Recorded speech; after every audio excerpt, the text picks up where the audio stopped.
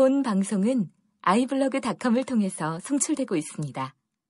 미디어 플랫폼 iblog, iblog.com.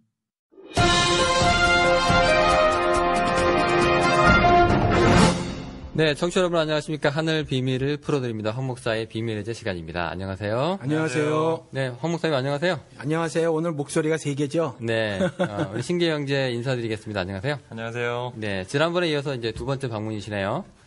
예, 그렇습니다. 네, 오늘 그 방청객 겸 게스트로 잠시 이제 자리해 주셨습니다. 근데 이렇게 실명돼도 돼요?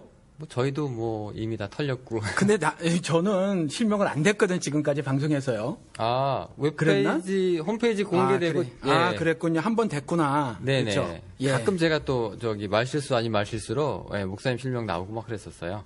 네, 하여튼 그렇습니다.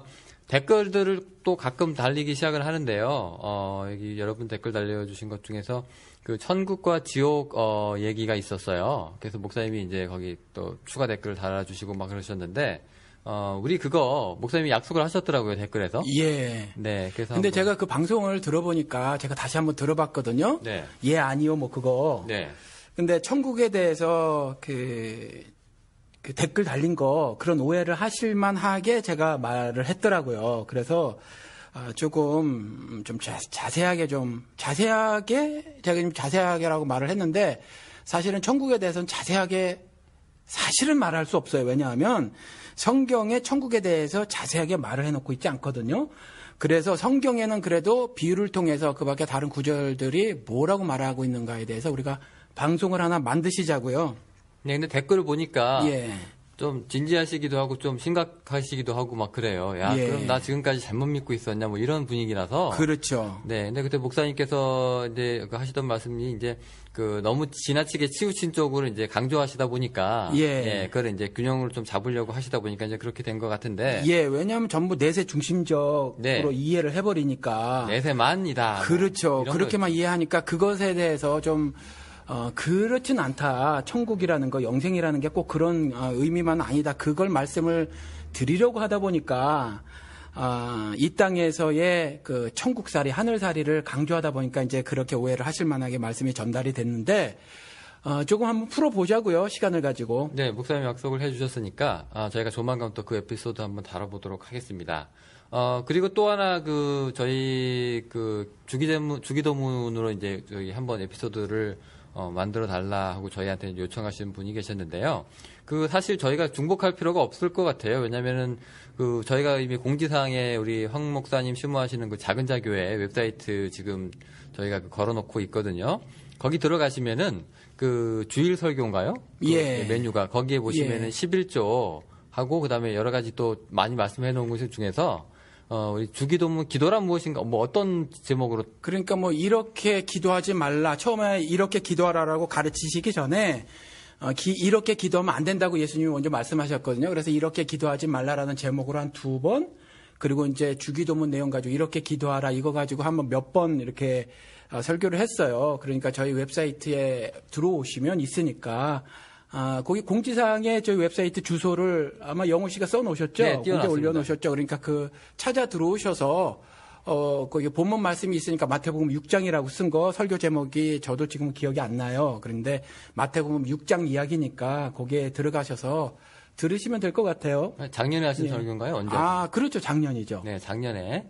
네, 알겠습니다. 그러면 그거 참조하셔가지고요. 저희가 굳이 그것까지 링크 걸어가지고 댓글로 저희가 남겨드리지는 않을게요. 거기 다 나와 있으니까 들어오셔가지고 또 다른 또 좋은 설교 있으시면 또 찾아 들으시고 또 저희 또 항상 청취해 주셔서 너무 감사를 드립니다. 오늘 주제 얘기를 좀 해보겠습니다. 예. 네, 오늘 주제 우리 성경을 좀 믿으려고 하다 보면은 말입니다. 여러 가지 복잡한 것들이 좀 많이 있고요. 근데 성서를 들여다보면 들여다볼수록 더 이제 헷갈리는 부분들이 또 사실 있기는 해요. 예, 사실은 황당한 것도 많이 있고. 예, 얼마 전에 우리 다뤘던 하나님은 잔인한가도 뭐 그런 맥락 중에 하나인데요. 예. 네, 이제 도무지 지금 상식으로는 뭐 이해가 안 되는 그런 부분들이라거나. 그냥 무심코 교회 생활이라는 거를 할 때는 모르지만 좀 관심을 가지고 성경을 읽어보자. 그렇게 되면요, 읽다가 보면. 네. 사실은 충격에 빠질 만큼 네. 사실은 도무지 받아들이지 못할 내용들이 있고 네네. 또 어떤 경우는 앞뒤가 도무지 맞지 않는다 이런 내용도 있고 도대체 신이라는 분이 이런 저급한 행동 또 이런 악한 상황들을 연출 혹은 방조하실 수 있나 뭐 이런 생각도 들고 또 모순되는 것 같은 기사도 있고 진리라고 말하는데 진리가 아닌 것 같은 것도 있고 뭐 앞뒤 오류 투성이고 뭐 이런 것들이 사실 발견이 되진단 말이에요. 네, 설마 이거 처음 듣는 내용인데요라고 얘기하신 분들은 혹시 그런 분들 있으실지 모르겠는데 저희가 오늘 한번 그런 분들을 위해서 한번 다뤄볼 거고요. 근데 사실 그 교회 생활을 오래 하실수록 이게 이런 부분들을 찾아내기가 더 쉽지가 않은 것 같아요. 왜냐하면 일단 교회에 한번 발을 들여가지고 이제 신앙을 갖고 이제 신앙생활을 하다가 보면은 오히려 이런 부분에 대해서 침묵을 하는 것이 더 믿음이 좋은 뭐 그런 이제 사례로 또 여겨지기도 하고요. 실제로 무슨 뭐 성경 공부 모임이라든가 이런 거에 대해서 이제 이건 왜 그래요? 저건 왜 그래요?라고 이제 물어보기도 쉽지 않을 뿐더러 그렇게 물어봤다고 해도 목사님이 이제 그거는 뭐 자유주의 신학자들이나 하는 얘기니까 이제 그런 거는 이제 귀에다 담지 마셔. 예. 네, 아니면은 뭐 그럴 시간에 뭐 기도나 조금 더 하십시오. 예. 뭐 믿으면 다 됩니다. 그렇죠. 다 이런 식이라서요. 심지어 이런 경우가 있었어요. 요거는 이제 그 오류에 관한 부분은 아니지만 사실은 설명 안 되는 부분에 관한 답변으로 저는 진짜 옛날에 오래전에 그런 말씀을 목사님으로부터 들은 적이 있는데 그 이단들이 뭐 이렇게 저렇게 이제 말씀 가지고 공격을 해오면은 눈을 똑바로 째려봐라. 예, 눈을 똑바로 째려보면은 그 마귀가 도망간다. 이렇게 말씀을 하시는 순복음 교회 목사님이 계셨었거든요. 눈싸움에서 밀리지 말라는. 예, 그렇게 말씀하시는 분이 그게 계셨어요. 끝인 거죠? 예, 그거죠. 그러니까 말씀에 궁금한 것들이 있어요, 사실은. 그런데 그것에 대해서 채 이해가 안 되면 그런 식으로 설명을 하고 제가 방송 중에 말씀을 드렸는지 모르지만 신학교 가게 된 결정적 이유 중에 하나가 도대체 성령 침례가 뭡니까 그랬더니 경험하면 압니다. 그것도 정말 힘들게. 그때는 목사님은 화장실도 안 가는 줄 알았던 시기였는데 정말 어렵게 꺼낸 청년 시절의 질문이었거든요. 근데 돌아오는 답변이 성경에는 이렇게 저렇게 설명이 되어 있다. 이런 답변이 아니셨고 경험해보면 안다. 이러셨기 때문에 이거 어디 가서 들어야 되나. 인터넷도 없고 뭐 그땐 뭐 책도 그렇게 많이 발행되지 않았던 시기이고 그러니까 아이고 신학교 가야 되겠다. 그래서 신학교 간 거예요. 저 같은 경우는. 그러니까 결국 이제 교회 설명이 좀 불충분했다. 예. 목사님 생각에. 예. 네. 뭐 그런 또 목사님이랑 또 비슷한 뭐 많은 분들 그렇게 생각하시는 분들도 있을지 모르겠지만 아무래도 오늘 그 저희 에피소드가 좀 도움이 되면 좋을까. 예, 그렇게 좀 바람하지 않습니다. 사실 제가 들었던 설교 예화 중에서 이제 우스갯소리를 하는 얘기인데요. 이제 가장 이제 좀 어이가 없었던 게 이제 전도를 어떻게 해야 되느냐 할 때 이제 이 부흥 강사 목사님이 이렇게 얘기를 해요. 한마음 껌을 슈퍼에 가서 사라. 그거 씹으라. 그래가지고 씹어가지고 그 껌을 쭉 늘려가지고 하나는 자기 몸에 붙이고 하나는 전도 대상자 몸에 붙이라는 거예요. 그리고 네가 이제 교회 오면 걔도 따라온다. 뭐 이런 뭐 어이없는 얘기도 있어요. 근데 이런 식으로 그냥 무비판적이고 생각 없이 그냥 이렇게 다 그냥 믿음으로만 다 처리하려고 하는 그런 모습들이 또 교회 안에 많이 있잖아요. 예, 비이성적인 그런 것들이 많이 있죠. 그 중에 하나가 또 그 고구마 전도? 네네. 그거예요. 뭐 쿡쿡 찔러봐라. 익은 고구마가 있다. 뭐 이런 것들. 예. 뭐 대박 터트리시고 그 이후에 목사님이 되시긴 했지만 그 고구마 전도. 그거 같은 경우 정말 비이성적인 거거든요. 뭐 그런 그 고구마 전도 방식 중에 하나가 뭐 며느리가 옛날에 오래된 목사님이 예화로 많이 사용하신 거죠. 시아버님을 교회로 모시고 가고 싶은데 그렇게 안 가신다는 거죠. 그래서 며느리가 꺼이꺼이 밤낮 울었다는 거예요. 아이고 불쌍하신 우리 시아버님, 우리 아버님을 꺼이꺼이 울었더니 교회 갔더라. 이런 이제 말도 안 되는 소리들을 했었다라는 거죠. 그래서 예수를 영접했다더라 하는 것들. 네. 말씀을 방송을 통해서 여러 차례 드렸지만 주의도라는 것이 그렇게 간단하게 전해지는 것이 아니라는 거죠. 그렇죠. 확인되지 못하는 그런 여러 가지 썰들. 예. 네, 이제 그런 것들이 설교단에서 이제 너무 많은 설교라는 이름으로 이제 행해지고 있고요. 예. 사실은 오히려 비이성적일수록 좋다는 그런 개념도 좀 있잖아요. 이게 인간이 평신도 이 신앙생활을 하는 사람들이 이성적으로 따지고 들고 너무 그렇게 되면 그게 오히려 좋지 않다. 오히려 하나님의 그 길은 비이성적일 수밖에 없다.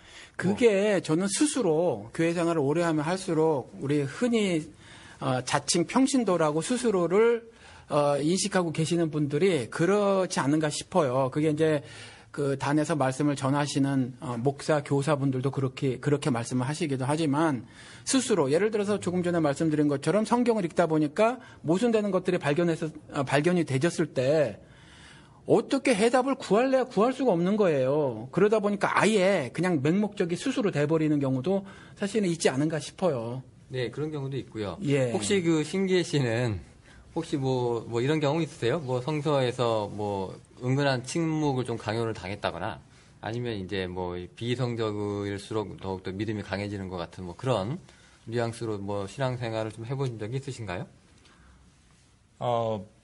뭐 갑자기 생각하려고 하니까 없지만 방금 전에도 목사님과 잠깐 얘기했지만 뭐 구약의 하나님과 신약의 하나님이 왜 틀린가, 뭐 구약의 하나님 왜 이렇게 잔인하신가, 뭐 이런 거에 대해서 많은 사람들이 질문하고 또 저도 그 의문을 가졌지만 그냥 받아들여라 뭐 이렇게 설명하실 때 뭐 성경에 보면 이런 얘기도 있거든요. 뭐 아이 벤 여인이 있는데 그 아이 벤 여인의 배를 갈라서 반석 위에 쳐라 뭐 이런 구절이 시간에 그렇죠. 나오거든요. 끔찍하죠. 예. 그러면 그런 거는 어떻게 도대체 받아들여야 되냐. 그런 하나님이 예수님을 보내서 우리를 사랑하셔서 우리를 구원하시기를 위하셨다는데 그럼 그 하나님은 그 하나님이냐?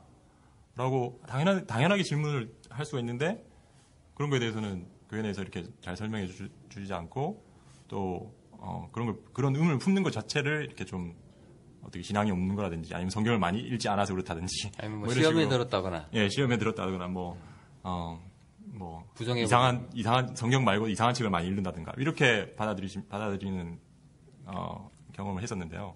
그게 과연 맞는지에 대해서는 좀 항상 생각을 해왔었죠. 저는. 그러니까 저는 우리가 이런 방송을 하는 게 참 좋다고 생각하는 게 사실은 기독교 교회 내에서도 말이죠.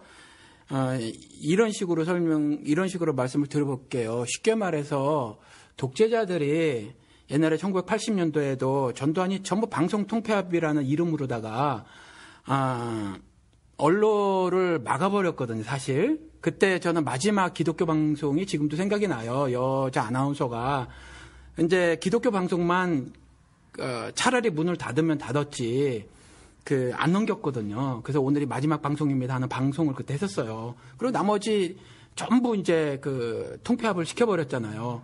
지금도 마찬가지로 이명박 정권 들어오고 이어져서 박근혜 정권 때 동일하게 뭐 네이버에 들어가 보면은 신문들이 쭉 각 신문들이 나오고 하는데 전부 천편일률적으로 똑같아요. 일단 뭐 스포츠 신문 같은 경우 보면 전부 다 여자들 반쯤 벗겨진 사진들이라든가 가십성 이야기들 그런 것들로 채워지고 또 나머지는 뭐 현 정권의 뭐 업적을 치하는 뭐 이런 기사들이라든가 아니면 뭐 일방 통행식 뭐 이런 것들이라든가 아니면 소설 쓰는 팩트를 전하지 않는 이런 것들 기사들이 있는 것처럼 기독교계 안에서도 사실 다양한 목소리를 반영할 수 없도록 기득권자들이 막고 있지 않은가. 이럴 때 우리가 방송 이런 거 하는 거 참 좋다고 생각을 해요. 예를 들면 지금 이제 유튜브 같은 것을 통해서도 우리가 여러 정보들을 들을 수 있는데 뭐 예를 들어서 고고학자들이 뭐 중군동을 막 탐사를 해요. 그리고 이것저것 발견해내고 그랬을 때 그런 것들에 대한 질문이 생기거든요. 근데 그런 질문을 던졌을 때 사실은 예를 들어서 목사님들이라고 성경을 다 아는 것도 아니고 또 중고등의 역사라든가 고고학을 다 아는 것도 아니에요. 그럼 모르면 모르는 부분에서 신앙적인 설명을 하던가 해야 하는데 그런 것들에 대해서 입을 막아버린단 말이죠. 그래서 뭐 누구라고 말을 할 수는 없지만 우리는 방송 전에 한번 얘기를 나눴잖아요. 목사님에게 그런 질문을 했더니 뭐 자유신학 어쩌고 저쩌고 그러면서 입을 막아버린 케이스도 있고 그런데 그런 경우가 한두 케이스가 아니라 사실은 굉장히 많다라는 거죠. 그래서 우리는 조금 더 육신을 입고 있어서 또 세상에서 교육을 받아서 그 세대의 가르침대로 성경을 이해할 수밖에 없는 어떤 한계들이 있어요. 그 한계들을 깨나가는 작업에서 어차피 충돌되는 부분들이 있는데 그것들을 입을 막아버리면 안 된다라는 거죠. 그런데 이제 그런 일들이 자행되고 있으니까 참 이런 것들이 우리가 이런 방송하는 것들이 참 좋다고 생각이 들어요. 네. 제가 한 가지만 더 덧붙이자면 오늘 주제와도 좀 관련이 있겠지만 제가 지금 미국에 살고 있잖아요. 한국의 경우는 좀 틀리겠지만 미국에는 주류 신학은 벌써 이렇게 성경을 어떻게 축자 영감을 서술로 보지 않는 그 신학이 거의 주류를 이루고 있거든요. 특히 남부의 뭐 남측내교나 뭐 일부 장로교를 빼고는 대부분의 그런 신학들이 미국을 지배하고 있는데 한국은 그와 반대로 어떤 축자영감설이나 뭐 이런 거를 주장하는 분들이 거의 대세를 장악하고 있고 방금 이영훈 씨가 말씀하셨던 것처럼 그렇게 어떤 성경 비평적으로 해석을 하기를 하고 그런 질문을 하면 교회에서는 무조건 그건 자유주의니까 아예 듣지도 말라 뭐 이렇게 얘기를 하시면 그러면 그 수많은 학자들이 성경을 가지고 연구를 해서 이 미국에서 그 좋다는 뭐 하버드, 예일 뭐 이런 데서 다 그 연구 결과를 내놓고 있는데 그럼 그런 것에 대해서 우리는 받아들이면 안 되냐 생각하면 안 되냐라고 했을 때 많은 분들이 주장하신 게 그건 아예 들어서도 안 된다. 오히려 들으면 더 당신의 신앙에 더 도움이 안 된다라고 얘기하시면 그건 어떤 신앙의 진보라든지 어떤 토론의 어떤 그 거리들을 막아버리는 아예 싹을 막아버리는 그런 그렇지. 성경을 이해하는 거, 성경을 그러니까 이게 비밀인데, 성경이 말한 대로, 성경이 스스로 말하는 대로 이게 비밀인데, 비밀을 이해하는 것에 사실은 제한을 가하는 거고, 하지 못하게 막는 거예요, 사실은 그런 것들은. 네, 근데 이제 웃긴 게 이제 우리 많은 목사님들이 사실 이런 것들은 신학교에 있을 때 다 배워요. 이제 개론 때도 배우고, 해석학 때도 배우고, 뭐 여러 가지 여기 그런 커리큘럼들이 아주 요즘에 다 잘 돼 있기 때문에 이것들 다 배웁니다. 근데 배우고 나서 이제 본인께서 어떻게 결론을 내리셨는지는 모르겠지만, 나중에 이제 어떤 노 교수님이 이런 이제 허심탄회하게 이런 이제 한숨을 짓고 막 그러시더라고요. 자기가 열정을 다해서 이제 모든 학문들을 잘 다 가르쳐 왔고, 성서의 이런 면 저런 면에 대해서 여러 가지 학설들이나 이런 것들을 잘 가르쳐 왔는데, 그렇게 났던 이 사람이 나중에 나가가지고 이제 훌륭한 목사님이 된 것까지는 내가 참 자랑스러워 하는데, 이 사람이 나중에 교인들한테 설교하거나 학교에 다시 돌아와가지고 학교에서 무슨 체프를 할 때, 설교를 하는 걸 이렇게 들어보면 그런 것들은 다, 헛되다. 예수 그리스도밖에 없다는 걸 난 이제 깨달았기 때문에 난 그것을 다 아주 변과 같이 버렸다. 예, 다 이렇게 이제 말씀을 하는 걸 보고 굉장히 안타깝게 생각을 하셨대요. 그렇게 내가 열심을 다해서 가르쳐 놨더니 그거 다 필요 없고 예수밖에 없다고 저렇게 할 거면 그냥 고등학교 졸업하자마자 예수 가지고 목회를 하면 될 걸 왜 신학교까지 굳이 와가지고 저렇게 4년간 그리고 또 이후에 대학원 3년간 해가지고 목사가 되었는지 모르겠다. 이런 한탄도 하시더라고요. 근데 그 영호 씨 말에서 그 문제점이 있어요. 그러니까 성경을 보는 시각이 다양한 것을 제시하는 그런 것들을 이미 신학교에서 배웠다. 사실 저 같은 경우는 안 배웠어요. 미국의 남침예교에 관계된 그 신학교회를 다녔는데 저 같은 경우는 이제 배우질 않았고, 첫째는 어차피 총장이나 그 밖에 교수들이 임용될 때 그런 신조들에 대한 고백을 듣고 하기 때문에 어떤 특정 색깔을 띌 수밖에 없어요. 각각 신학교들이. 그런데 또 하나 그 말씀에 대한 다양한 시각들을 가질 수 있는 부분을 말씀을 하시면서 예수밖에 없는 것을 대척점에 놓고 말씀을 하셨는데 그건 좀 다른 이야기지 싶어요. 저 같은 경우는 다양한 시각을 인정하지만 정답은 예수밖에 없다거든요. 그러니까 그것이 두 다른 이야기가 아니라는 거죠.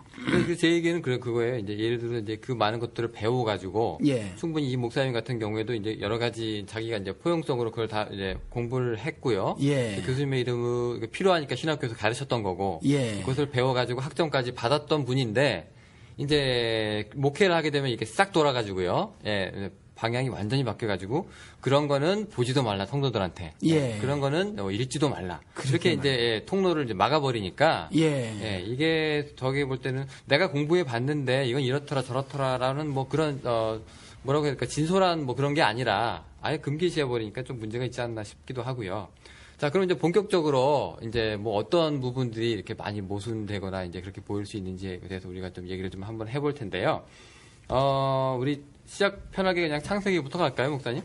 이게 무슨 얘기를 하시려고 하는데 오늘 그 얘기를 좀 청취자분들이 모르시니까 오늘 무슨 얘기를 나눌지를 처음에 얘기를 했잖아요. 우리가 예. 우리 성서 여러 가지 모순된 것처럼도 보이고 예. 여러 가지 말도 안 되는 것도 있고 상식적으로도 어긋났다. 예. 이런 그러니까 것들이 있는데 오류들을 한번 말을 해보자라는 건가요? 그렇죠. 오늘? 우리 성서에 보면은 이제 그런 얘기들이 많이 있는데 예. 우리 이제 교회 내에서의 일들이라든가 이제 목사의 권위라든가 이런 잘못 남용되고 있는 것들은 이제 그동안 조금씩 해왔으니까 예. 오늘은 이제 조금 재미가 없더라도 향서 이야기를 좀 해볼까 합니다. 제가 묻고 또 목사님이 대답하시고 또 신기 형제도 동조하시고 이렇게 또 다른 질문 던지시고 이렇게 했으면 참 좋겠다.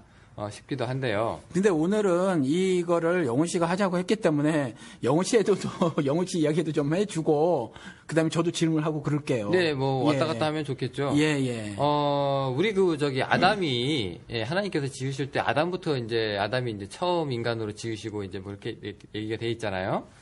근데 나중에 보면은 이제 아담이 이제 배필을 지어주실 때, 아담한테 이렇게 말씀을 하시죠. 부모를 떠나서, 이렇게 쭉쭉 말씀하시잖아요. 요게 그대로 이제 오늘날 교회에 이제 주례할 때 목사님들이 많이 쓰시기도 하고. 그게 오류라는 거죠, 그러니까. 네, 그러니까 볼 때 아담은 분명히 부모가 없었는데, 첫 조상이니까. 부모가 없었는데 아담한테 너는 이제 그냥 잘 살아라라고 하면 될 텐데, 굳이 부모를 떠나서 마치 부모가 있는 어디에서 태어난 사람인 양, 부모란 얘기를 끄집어내서 이게 어떤 분들은 이거 후세에 전하기 위해서 그랬다는 말도 있는데 이거 일단은 아담한테 먼저 한 얘기거든요. 그렇죠. 이런 부분에 대해서는 목사님 어떻게 생각을 하십니까? 어떻게 생각하느냐는 나중에 얘기를 하고 그리고 비슷한 얘기는 한번 했던 것 같아요. 성경을 이제 교훈적으로 봐야 한다. 그러니까 문자적으로 하나하나 보지 말아야 될 부분들이 있다. 이제 그런 부분들은 원론적으로 한번 말씀을 했던 것 같고 아무튼 그런 것들이 우리가 그냥 문자적으로 그대로 이해하고 믿음으로 받아들였던 부분들이 사실 이런 오류처럼 보이는 것들 실제로 앞뒤가 안 맞는 것 같은 기록들이 있다라는 것들을 지금 우리가 말씀을 드리는 거죠. 네, 이런 얘기도 목사님 알고 계시는 거죠?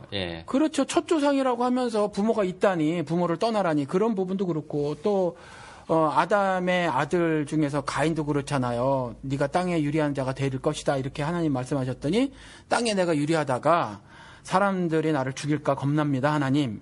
그러면 아담 아들인데 또 주변에 다른 땅에 사람들이 무수히 살고 있었다라는 기록으로 창세기에는 분명히 쓰여져 있단 말이죠. 그럼 이것도 사실은 오류다 이렇게 볼 수 있죠. 네, 그것도 그렇고 또 어떤 분들은 이렇게도 또 지적을 하시는 분들이 있어요. 성경을 읽다 보면은 창조 때 하나님이 모든 것을 다 선하고 완벽하고 그다음에 보시기 좋게 창조를 하셨는데 그렇게 했다고 이제 성경에서 이제 창세기에 나오는데 갑자기 장면이 싹 바뀌어가지고요. 뱀이 이제 하와를 유혹하는 장면에서는 하나님이 지으신 것 중에 뱀이 가장 사악하고 그렇죠. 이렇게 나오죠. 분명히 그 전에는 다 완벽하고 보시기 좋고 선한 것들이었는데 갑자기 뱀이 보기 안 좋고 선하지 않은 장면이 등장을 하는 거죠. 갑자기 어디서 나왔는지 이 뱀은 그렇죠. 지으신 것들 중에서 얘가 제일 나쁜 놈이다라고 등장을 하기 시작을 하죠. 그 부분도 이제 좀 매치가 안 된다고 좀 지적하시는 분들이 있어요. 우리 과학을 공부하시는 우리 신계 공부하셨던 신계 지금도 한번 공부를 좀 하시는 것 같은데 그 질문을 좀 드려볼게요. 제가 옛날에 목사님이 설교하실 때마다 진짜 궁금했었어요. 저는 그쪽에 지식이 없어가지고 사람의 그 갈비뼈 중에서 남자 갈비뼈가 여자 갈비뼈보다 하나가 적습니까? 진짜로? 아니요, 똑같습니다. 그렇죠. 근데 옛날에 저도 그렇게 알고 있어요. 그런데 옛날에 목사님들이 정말 남자는 갈비뼈가 하나가 더 적다 이렇게 설교들을 많이 하셨거든요. 그때 한번 빼서. 그렇죠. 근데 그게 사실은 우리가 그렇게 말을 해놓고 있지만 원래 그 히브리 성경을 보면 그냥 사이드의 의미지 그게 갈비뼈 의미는 아니거든요. 근데 번역을 이제 그렇게 한 거예요, 사실은. 그래서 제가 굉장히 궁금했었는데 제가 어느 날 어느 책에선가 기사에선가 봤어요. 사람 남자 여자 갈비뼈 수가 동일하다라는 걸 그래서 속은 거죠. 저 같은 경우는.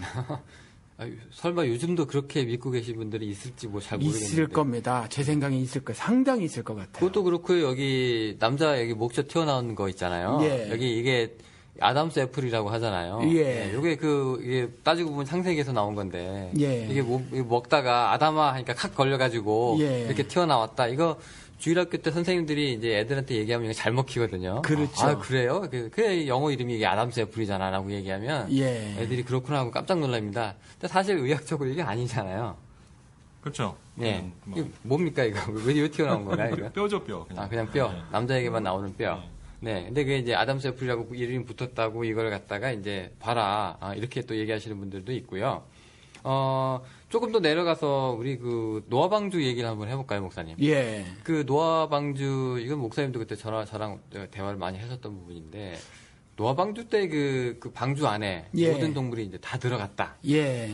이렇게 또 얘기하잖아요. 예. 그러면 이제 믿지 않으신 분들 중에 이제 인터넷 댓글 달릴 때 이렇게 얘기합니다. 그 개독이라고 항상 비꼬시는 분들은 예. 그럼 공룡은요? 뭐 이렇게 공룡은 그렇죠. 거기 어떻게 공룡뼈가 지금 보면 굉장히 커요, 사실은. 예. 그렇기도 하고 그럼 공룡 얘기는 또 차치하고 그 육식 동물, 초식 동물 다 담겨 있었을 텐데. 그렇죠. 예. 그러면 호랑이 밥은 뭐예요? 그렇죠. 네. 노아를 통해서 노아 너희들 먹을 것과 그 방전에 들어갈 짐승들 먹을 것을 다 모으라고 하셨거든요. 그 초식동물 우리 방송에서 요 얘기는 했던 것 같아요. 네. 초식동물 먹이야 노아가 준비했다고 쳐요. 힘을 발휘해서 다 끌고 모았다고 치는데 육식동물 먹이는 어쩌냔 말이죠. 그리고 거기에서도 또 정한 짐승, 부정한 짐승 할 때 2쌍, 7쌍 또 두 기사가 달라요. 또. 네, 그 예. 부분에 대해서도 조금 이제 매치가 안 되는 부분이 예. 있고요. 네, 또 노아방주 얘기도 좀 그렇습니다. 근데 지금 노아방주 찾으러 다니시는 분들도 있죠. 그 흔적 찾아서 터키의 무슨 아라라산에서 예. 노아방주 흔적이 발견됐느니 하면서 예, 어떤 나무 조각을 진짜로 발견해가지고 네, 뭐 그런 창조과학자가 있어요. 네, 진짜로. 네. 그래서 이제 그렇게 이제 뭐 연구하시고 이제 고고학적으로 증명을 하기 위해서 예, 그래서 봐라 사실이다. 네, 이거죠. 네, 뭐 그런 얘기도 또 있고요. 또 실제로 또 그 이집트 그 홍해 그 이제 이스라엘 백성들이 이제 이집트 탈애굽할 때 이제 그 밑에 그 홍해 바닥에 가라앉은 그 무슨 전차인가요? 그 말 끌고 가는 그 전차가 이제 뭐 전차 바퀴 수레바퀴에 거기 있었나요?라고 했을 때 이제 사람들이 이제 그렇게 얘기를 합니다. 이거 봐라, 이거 실제로 그 출애굽이 사실이었다. 뒤쫓아가다가 이 물에 쓸려간 이 사람 아니겠느냐. 또 이렇게도 얘기하고 막 그런단 말이에요. 그런데 실제로 그 이집트 기록에는요, 이제 그런 얘기가 없어요. 이집트란 나라가 얼마나 그 기록에 의존하는 나라였냐 하면은, 그 피라미드 지을 때, 거기 관여했던 일꾼들이 이제 누가 결석을 했고, 누가, 결혼을 해서 뭐 사흘 휴가를 받았고, 누가 아파서 하루 못 나왔고, 이런 것까지 다 기록으로 남겨놓은 나라인데요. 요셉이라고 하는 그 총리 이름이 없어요. 예, 그렇기도 하고. 그것뿐만이 아니라 그 당시에 제가 지금 이름은 정확하게 기억이 안 나는데 당시에 그러니까 바로는 왕이란 말이잖아요. 그 성경의 연대 기록하고 실제 역사 기록 그 왕의 그 기록하고 달라요. 실제로 그 두 기록을 이제 매치를 해보면. 예. 이제 그 인물 있잖아요. 제가 지금 바로 왕 이제 이름을 모르겠는데 바로의 이름 모르겠는데 아무튼 그게 달라요. 존재했던 실제 했던 연대가 달라요. 그리고 네. 우리 아시지만 그 피라미드 같은 경우는 굉장히 오래전이거든요, 사실은. 그래서 아무튼 그렇다는 거죠. 네, 그리고 또 조금 더 이제 지나가 보면은요, 이제 이스라엘 왕 중에서 이제 예. 가장 번영하고 이제 하나님을 잘 따르고 순종해서 이제 하나님이 축복해 주셨다.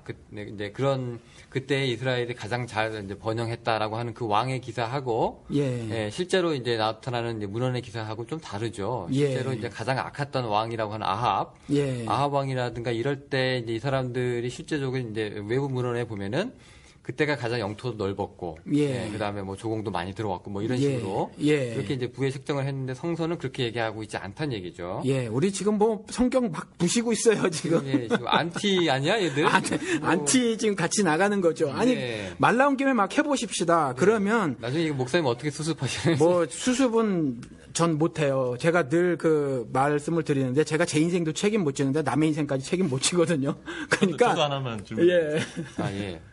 이건 뭐 오래된 얘기인데요.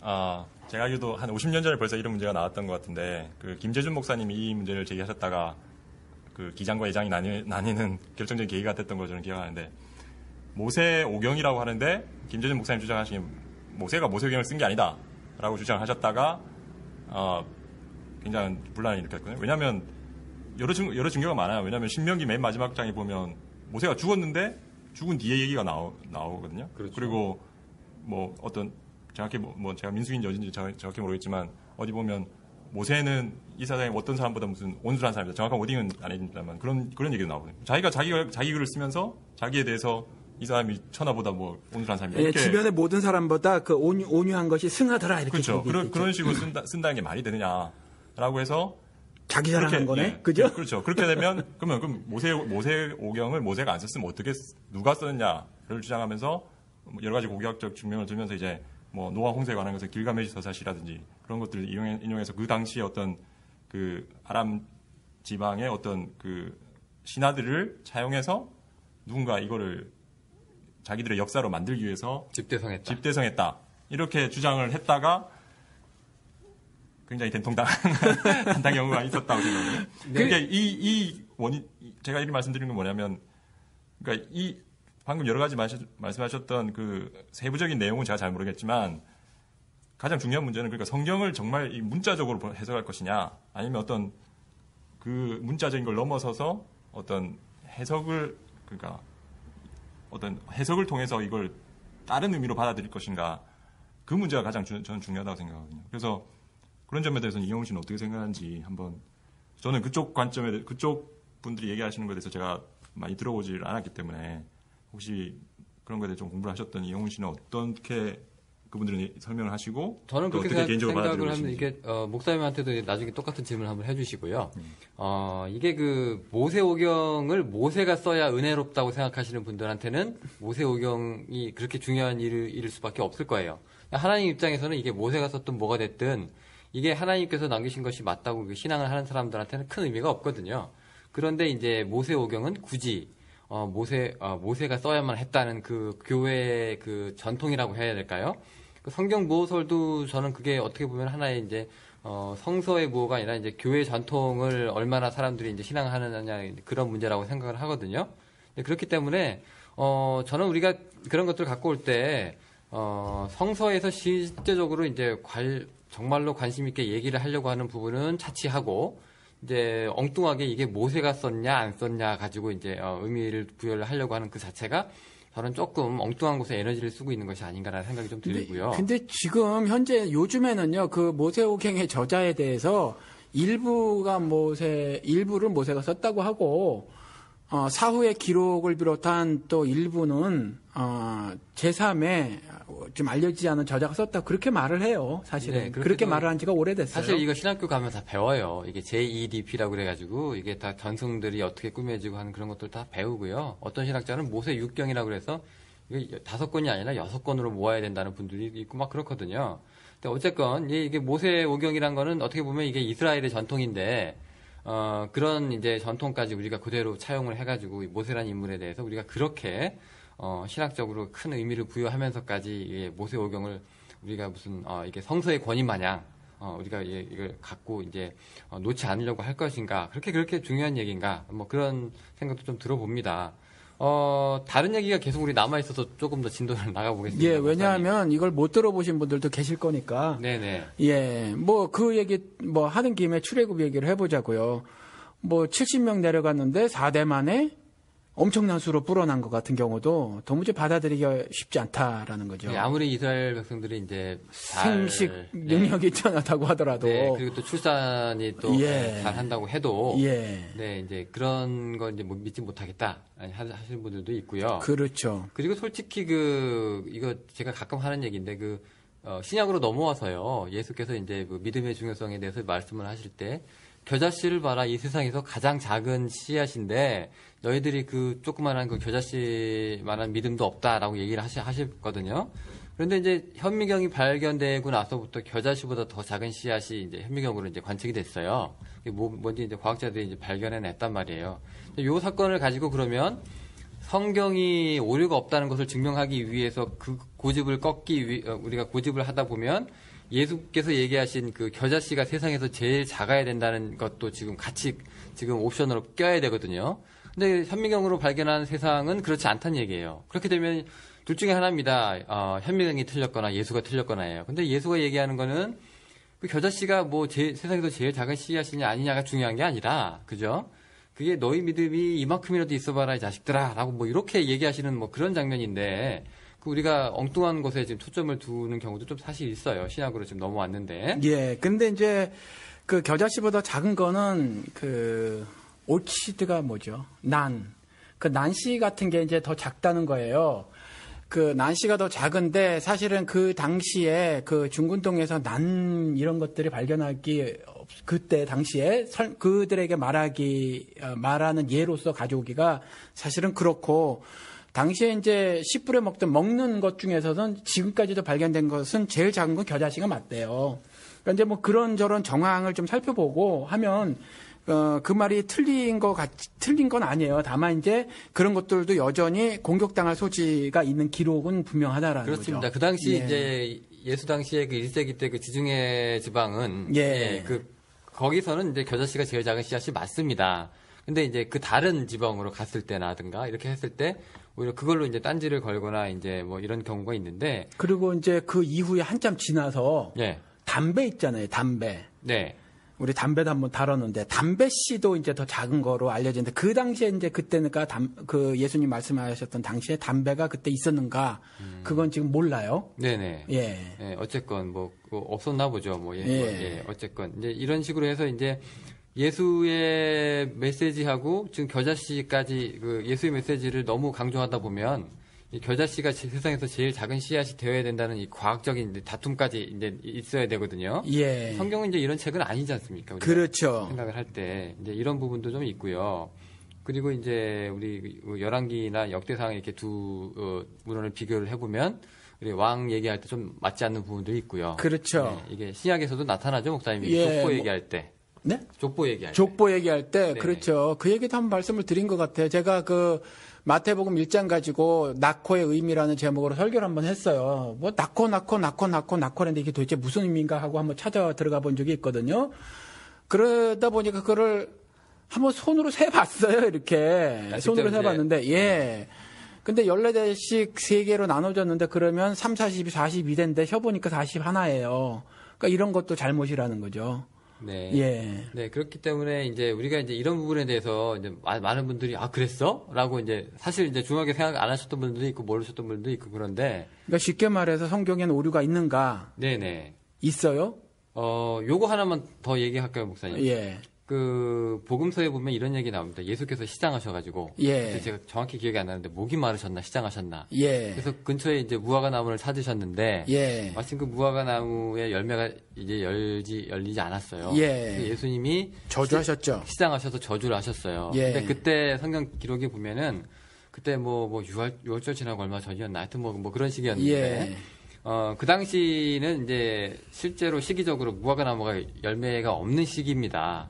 예, 그런데 이 예수님이 가서 이제 시장하시니까 예. 이거 화도 내시고 뭐 그런 인상으로 좀 보여요. 예. 뭐 짜증도 내시는 것 같고. 예. 네. 이런 거 보면은 우리가 신성을 갖고 있다는 예수님이 예. 무화과 나무 시즌을 몰라서 가가지고 찾았는데 없으니까 예. 또 거기에 또 화도 내셨다가 예. 또 이런 걸 또 보고 그러면 예. 우리가 얘기하는 뭐 우리 예수님의 그 성품에 대해서 이미지 예. 네, 그런 것들하고 좀 맞지 않기도 하고요. 그렇죠. 어떻게 전지전능한 하나님의 아들이 예.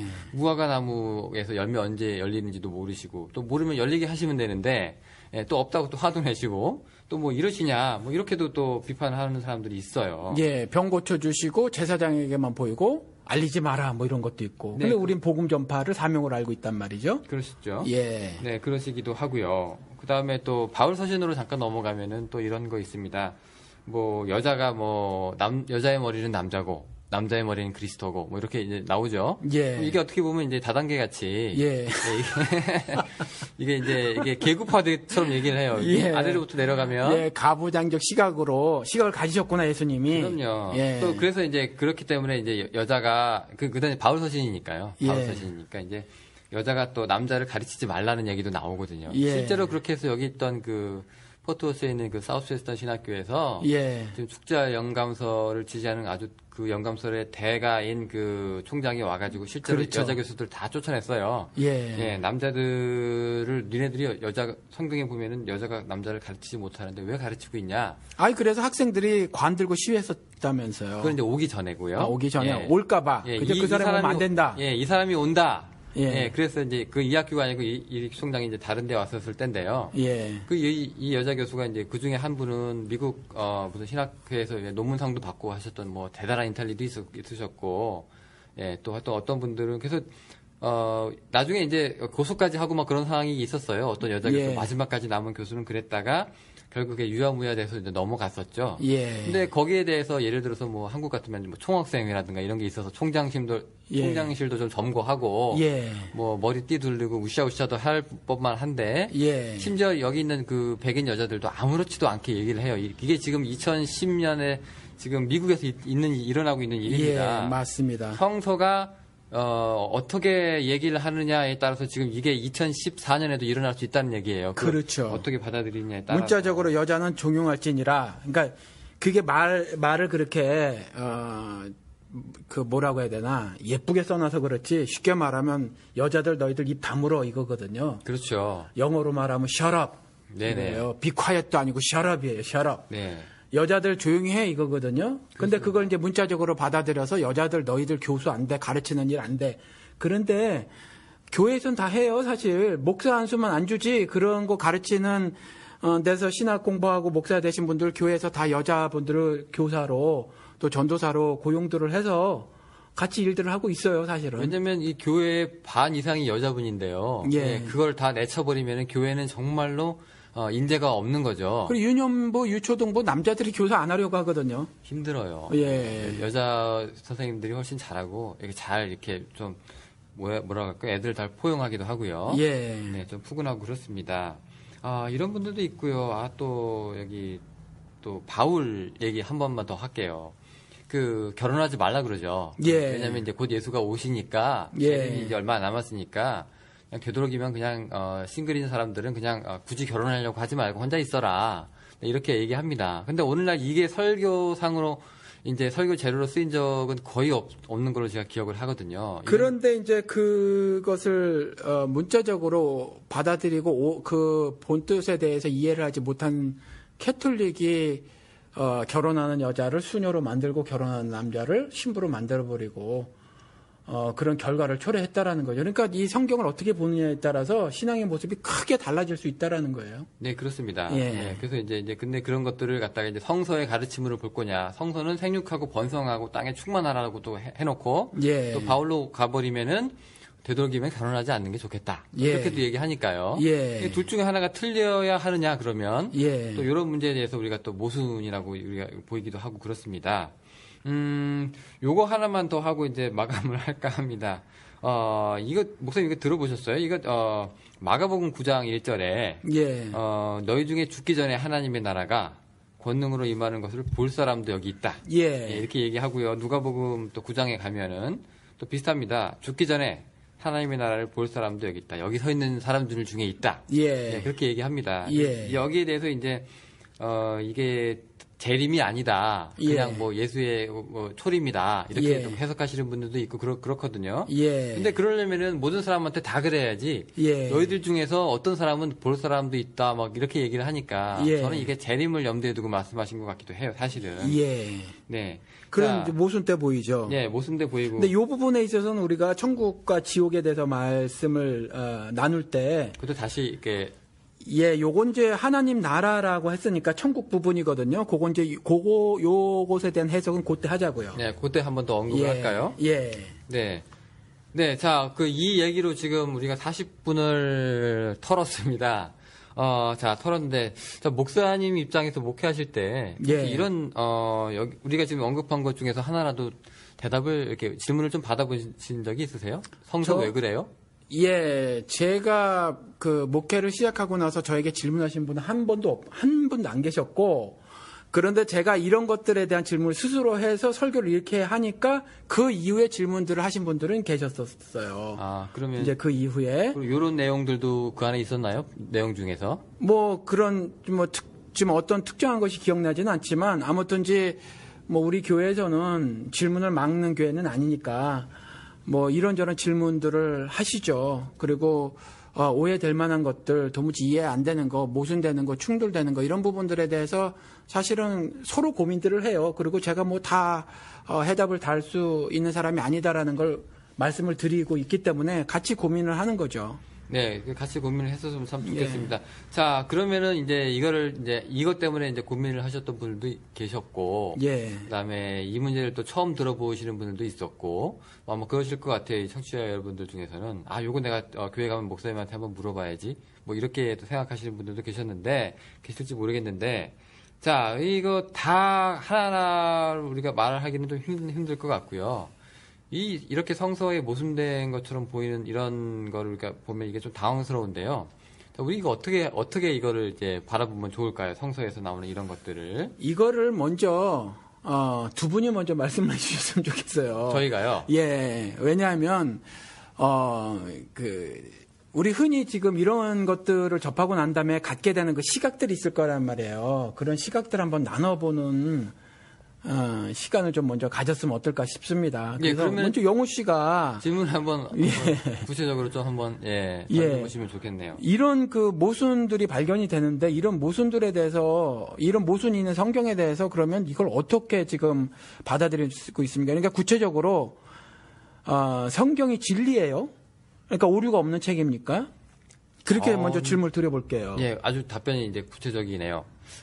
저는 성서가 오류가 없다고는 생각하지 않고요. 오류가 있는 책이다. 예, 오류가 있습니다. 근데 그게 이제 그 당시에 이제 1세기 때 가치관이나 세계관들이 담겨 있기 때문에 지금이 와서 그게 오류인 거지. 그 당시 때는 그게 오류가 아니었었죠. 예, 그 당시 1세기 때 예수의 입장에서는 겨자씨가 세상에서 제일 작은 씨앗이 맞겠죠.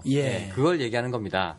지금 와서는 이제 다른 여러 가지 이제 세계 지구촌화가 됐으니까 여기 이런 씨앗도 있더라, 저기 저런 씨앗도 있더라 하다 보니까 이제 그런 것들이 나타나서 하는 얘기지.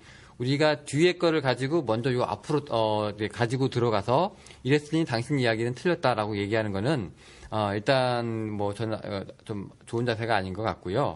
또 아까 말씀드렸지만 그 겨자씨 얘기 같은 경우에서도 예수가 얘기하는 것이 정확하게 무엇이냐, 굳이 왜 예수가 겨자씨 이야기를 했을까라고 하는 것에 우리가 의미에 초점을 둔다면 겨자씨 논쟁에서 좀 우리가 좀 자유롭지 않을까 생각을 좀 하거든요. 예. 여전히 질문이 그러면 따르는데, 그러면 성경에 대한 이해가, 해석이 시대나 문화에 따라 달라질 수 있다, 이렇게 생각을 하시는 거예요? 꼭 그렇지는 않은데요. 그러니까 이런 대답이 이해가 될 수도 있고 아니오가 될 수도 있는데 우리가 이렇게 생각을 해보죠. 오늘날 우리가 성서를 적용하려고 하면은, 일단 성서가 처음에 쓰여졌던 그 시대로 먼저 돌아가서 그 시대에 성서가 무엇을 얘기했는가를 보고 그 의미와 같이 우리 시대로 다시 끌고 들어와서 적용을 하면 된다고 저는 생각을 해요. 그러니까 예를 들어서 바울이 가는 얘기도 그렇죠. 결혼하지 말라고 하는 얘기가 지금에 와서 그게 문자적으로 그대로 그것만 받아들여가지고 여러분 싱글도 결혼하지 맙시다라고 얘기하면은 목사님들은 주례에 서실 분들이 한 분도 없을 거예요. 그러나 우리가 그 시대에, 바울 시대에 어떤 일이 일어나는지를 우리가 알게 되면 이제 뭐 예수께서 곧 오실 것 같고, 그 다음에 이제 남은 사람들이 하나하나 다 죽어가기 시작을 하고요.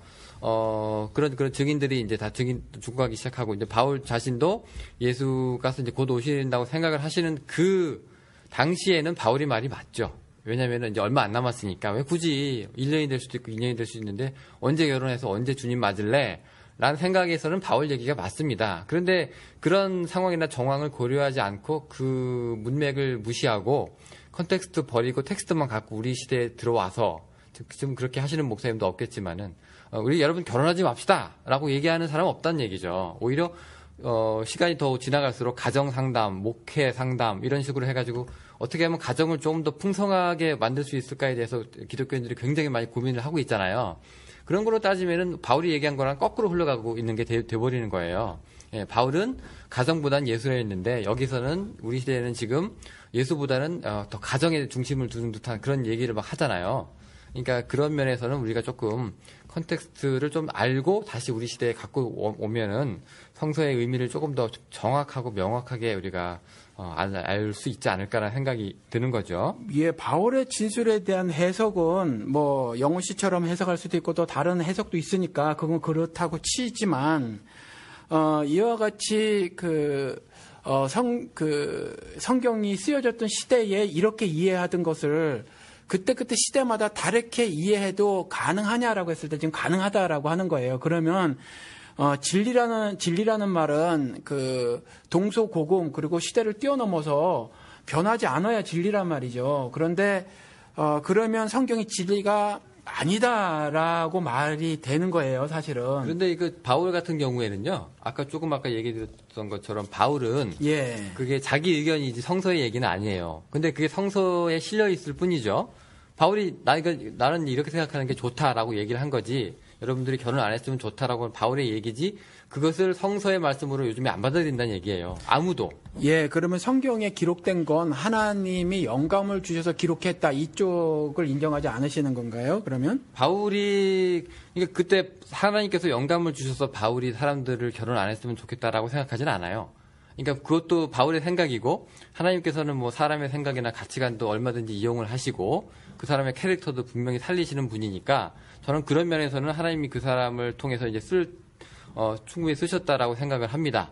그런데 이제 중요한 거는 그게 그 사람의 가치관이고 그 사람의 개인의 취향이라든가 이야기일 수 있어요. 그런 부분들이 있어요. 그러니까 뭐 여자는 뭐 남자를 가르치지 못한다고 하는 이런 얘기들이나 그거는 그 당시 때는 얼마든지 통용할 수 있는 얘기지만 지금 같이 그렇게 여자 교수를 내쫓고 할 수 있는 부분은 아니거든요. 그러니까 무리하게 그걸 축자연금으로 받아들이는 사람들이 여기서 문제를 일으키고 있는 거지 실제로 우리가 어느 정도 성서를 아주 기본적으로만 알고 있어도 그렇게까지는 생각 안 하고 그거하고 하나님의 영광과 진리까지 그렇게 연결시켜서 생각할 필요는 없다고 생각을 하거든요. 그러면 우리 신계 형제 이와 같은 오류들을 우리가 지금 봤잖아요. 길게 40분 넘게 지금 일부러 우리가 그래 봤어요. 왜냐하면 지금 현재 기독교계에서 문자적으로 하나하나 이것이 하도 목사님들이 이전에 뭐 점과 획 하나라도 변개치 못한다고 이제 말을 해놨고, 그 성경이 1.1획이라도, 네. 왜냐하면 이제 히브리 말은 점과 획이 많고, 점 하나 빠진 거에 대해서 의미가 많이 달라질 수 있으니까 이제 성경에 그렇게 기록이 되어 있는데, 그러면서 거의 어떤, 하나님께서 기계적으로 영감을 해 주셔서 문자 하나하나 뭐 이렇게, 이렇게 쓰도록 저자들에게 영감을 주셨다라고 하는 게 은연중 이제 전해졌단 말이죠. 그런데 지금 우리가 살펴본 것처럼 장황하게 막 늘어났어요. 이와 같은 오류들, 그다음 모순들, 또 서로 충돌되는 것들이 있다라는 거죠. 이러한 것들이 발견되졌을 때 지금 이걸 어떻게 받아들여야 하는가? 성경은 오류가 있다 아니면 이걸 어떻게 받아들여야 하는가? 좀 말씀을 좀 해보실래요? 예, 저는 이영훈 씨나 목사님처럼 제가 신학 공부를 한 사람이 아니고 일단 제가 자라온 어떤 교회 안에서 배운 어떤 일반적인 관점에서 생각할 때 저희 관점은 그러니까 축자 영감서를 많이 기울어 있지만 그 축자 영감서라는 게 그 의미가 지금 생각하신 거랑 조금 틀리다고 생각하거든요. 축자 영감서를 주장한다더라도 그분들이 진짜 한 획 한 획을 다 한 획을 뜯어서 생각하는 게 아니라 그분들도 뭐 역사적인 해석이라든지 비유적인 해석, 뭐 계시적인 해석, 예언적인 해석들을 다 인정하고 있거든요. 그러니까 그런 것들을 그런 어떤 성경을 어떻게 약간 그러니까 좀 연성적으로 해석할 수 있는 여지를 남겨두고 있는데 방금 이영훈 씨나 목사님 드셨던 여러 가지 오류들을 가지고 이런 오류가 있기 때문에 성경 전체가 오류가 있다라고 하는 건 어떤 논리적인 비약이지 않나라는 저는 생각을 하고 있고요. 제가 가진 성경적 관점에서 가장 잘 이렇게 말씀하고 계시다고 하는 분이 계셔서 제가 잠깐 인용을 하고 싶은데요. 여기 댈러스 텍사스에 있는 DTS라는 굉장히 유명한 신학교, 약간 보수적인 신학교의 초대 총장을 하셨던 루이스 체이퍼라는 목사님께서 말씀하셨던 그 성경관이 있는데요. 제가 잠깐 읽어드리겠습니다. 저자들은 자신들의 개성을 다 반영하여 그들의 감정, 문학적인 능력, 관심들을 가지고 말씀을 기록했으나 결국은 하나님이 그게 바로 내가 말하고 싶었던 바다라고 말씀하실 수 있도록 기록되었다. 이분은 이렇게 정의를 하고 계시거든요. 그러니까 하나님께서 모든 그 저자들의 어떻게 제가 받아들이면 오류까지도 인정하고 계시다는 거죠. 그리고 어떤 감정적인 태도, 어떤 문학적인 표현 방법, 어떤 개인의 능력까지도 다 사용해서 그 성경을 쓰셨지만 그 성경 내용을 본질적으로 감독하시고 감수하신 분은 하나님이시다는 거죠. 제가 배워왔고 신앙하고 있는 그 성경과는 이런 거고요. 말씀하셨던 그 어떤 오류들은 제가 보기에는 본질적인 건 아니라고 생각하거든요. 그래서 그러니까 그런 것들 때문에 성경 전체를 믿을 수 없다. 뭐 성경을 왜 하나님은 뭐 전혀 결점이 없으신 분인데 왜 이런 결점을 남겨주셨냐라고 비판하는 거는 오히려 그 논점 일탈을 하는 오류를 갖고 있는 게 아닌가라는 생각이 예, 논점이 일탈된 것이라고 이렇게 말씀하시면 그건 수용을 할게요. 그러면 아무튼 이와 같이 오류를 보이는 것들, 지금 우리가 손에 쥐고 있는 번역서잖아요. 아무튼 이러한 오류들을 보이고 있는 것, 이것이 오류다라는 것은 인정을 하는 건가요, 그러면은? 그렇죠. 그러니까 뭐 단어 하나, 뭐 아까 말씀드린 뭐 연대가 틀렸다든지 뭐 족보가 틀렸다든지 그런 거에 대해서는 오류가 있을 수 있다고 생각해요. 거기에 대해서는 신학적으로도 벌써 칼바르트 같은 사람들도 다 인정을 했던 거거든요. 성경에 오류가 그런 작은 오류가 있을 수 있지만 그것이 본질적으로 성경이 말하려고 하는 거에 대해서는 전혀 영향을 주지 않는다. 아까 뭐 이영수 잠깐 말씀하셨지만 성경은 과학책도 아니고 족보책도 아니고 역사책도 아니라는 거죠. 성경은 하나님께서 거기 말씀하시려고 하는 어떤 주제에 따라서 1500년 동안에 수많은 저자들이 통해서 그 성경을 쓰신 관점이 있다는 거죠. 그 관점을 말하는 게 성경이지 이게 그 사람들의 방금도 말씀드렸죠. 그 사람들이 쓰였던 그 시대와 전혀 동떨어져서 오늘날에 와서 과거에 쓰여졌던 성경책들을 파피루스에 이렇게 조각조각 쓰였던 그 성경책들이 왜 맞지 않느냐 이렇게 비판하기 시작하면 거기에 대해서 비판을 피해갈 수 있는 이 세상에 아무것도 없지 않나는 생각이거든요. 보다 본질적인 질문이 그럼에도 생겨요. 뭐냐 하면 하나님이 오류를 기록해 하셨다라는 거잖아요. 결국은 오류를 기록해 하시고 그냥 오류를 기록해 하셨음에도 불구하고 우리가 본질을 제대로 이해하면 된다라는 거잖아요. 결국 그 부분은 하나님의 뭐라고 해야 되나 전지전능한 부분에 있어서 신앙에 어떤 타격을 가하지 않나요? 오류를 허용하셨다라는 부분. 그러니까 예를 들어서 옛날에는 그 조각이었단 말이죠. 이렇게 성경이 한 권으로 안 되져 있고 그랬을 때 그 원본이라고 하는 거 어차피 유실될 수밖에 없었던 그 원본에도 이와 같은 오류들이 존재했을까 하는 부분이죠. 그러니까 최초 원본이라고 하는 것이 어차피 유실될 수밖에 없었던 그 원본이라고 하는 것들에도 이와 같은 오류들이 실제로 존재했었을까? 이거는요, 그 원본들이 지금 없으니까 우리가 확인이 불가능하고 이건 그냥 내 신앙에 따른 답변이 필요한 거거든요. 그런데 조금 전에 이제 일단 그런 오류들이 실제하고 있음을 인정을 하고 그럼에도 불구하고 우리가 본질적인 부분 하나님이 최종적 저자시고 그래서 쓰려고 했던 그 의도가 있으므로 그 의도를 훼손시키지 않으면 된다라고 했거든요. 그러면 그럼에도 불구하고 여전히 남는 질문은 뭐냐 하면 그러면 하나님의 전지전능하심은 어떻게 되는 거냐라는 질문이 나온단 말이에요. 거기에 대해서는 저는 제가 신앙하고 있는 관점에서 하나님의 절대 주권으로 설명할 수 있다고 생각하거든요. 아까도 말씀드렸던 것처럼 하나님께서는 그 저자들의 어떤 개성을 다 활용하셨다는 거죠. 그래서 하나님 아까 뭐 목사님 잠깐 말씀하신 기계적인 그 저술을 저는 인정하지 않지만 그게 그러니까 하나님께 직접 뭐 십계명처럼 돌판에 손가락으로 쓴 책이라고 저는 생각하지 않기 때문에 그 개인의 저자, 인간인 개인의 저자가 가진 오류들 가지고도 사용하셔서 이 책을 쓰셨다고 저는 생각했고 그게 제 신앙을 본질적으로 어떤 영향을 줄 수 있다고 저는 생각하지 않습니다. 그럼 심각하게 질문을 한번 해보십시다. 노아 홍수가 실제 사건이 아닐 수 있어요?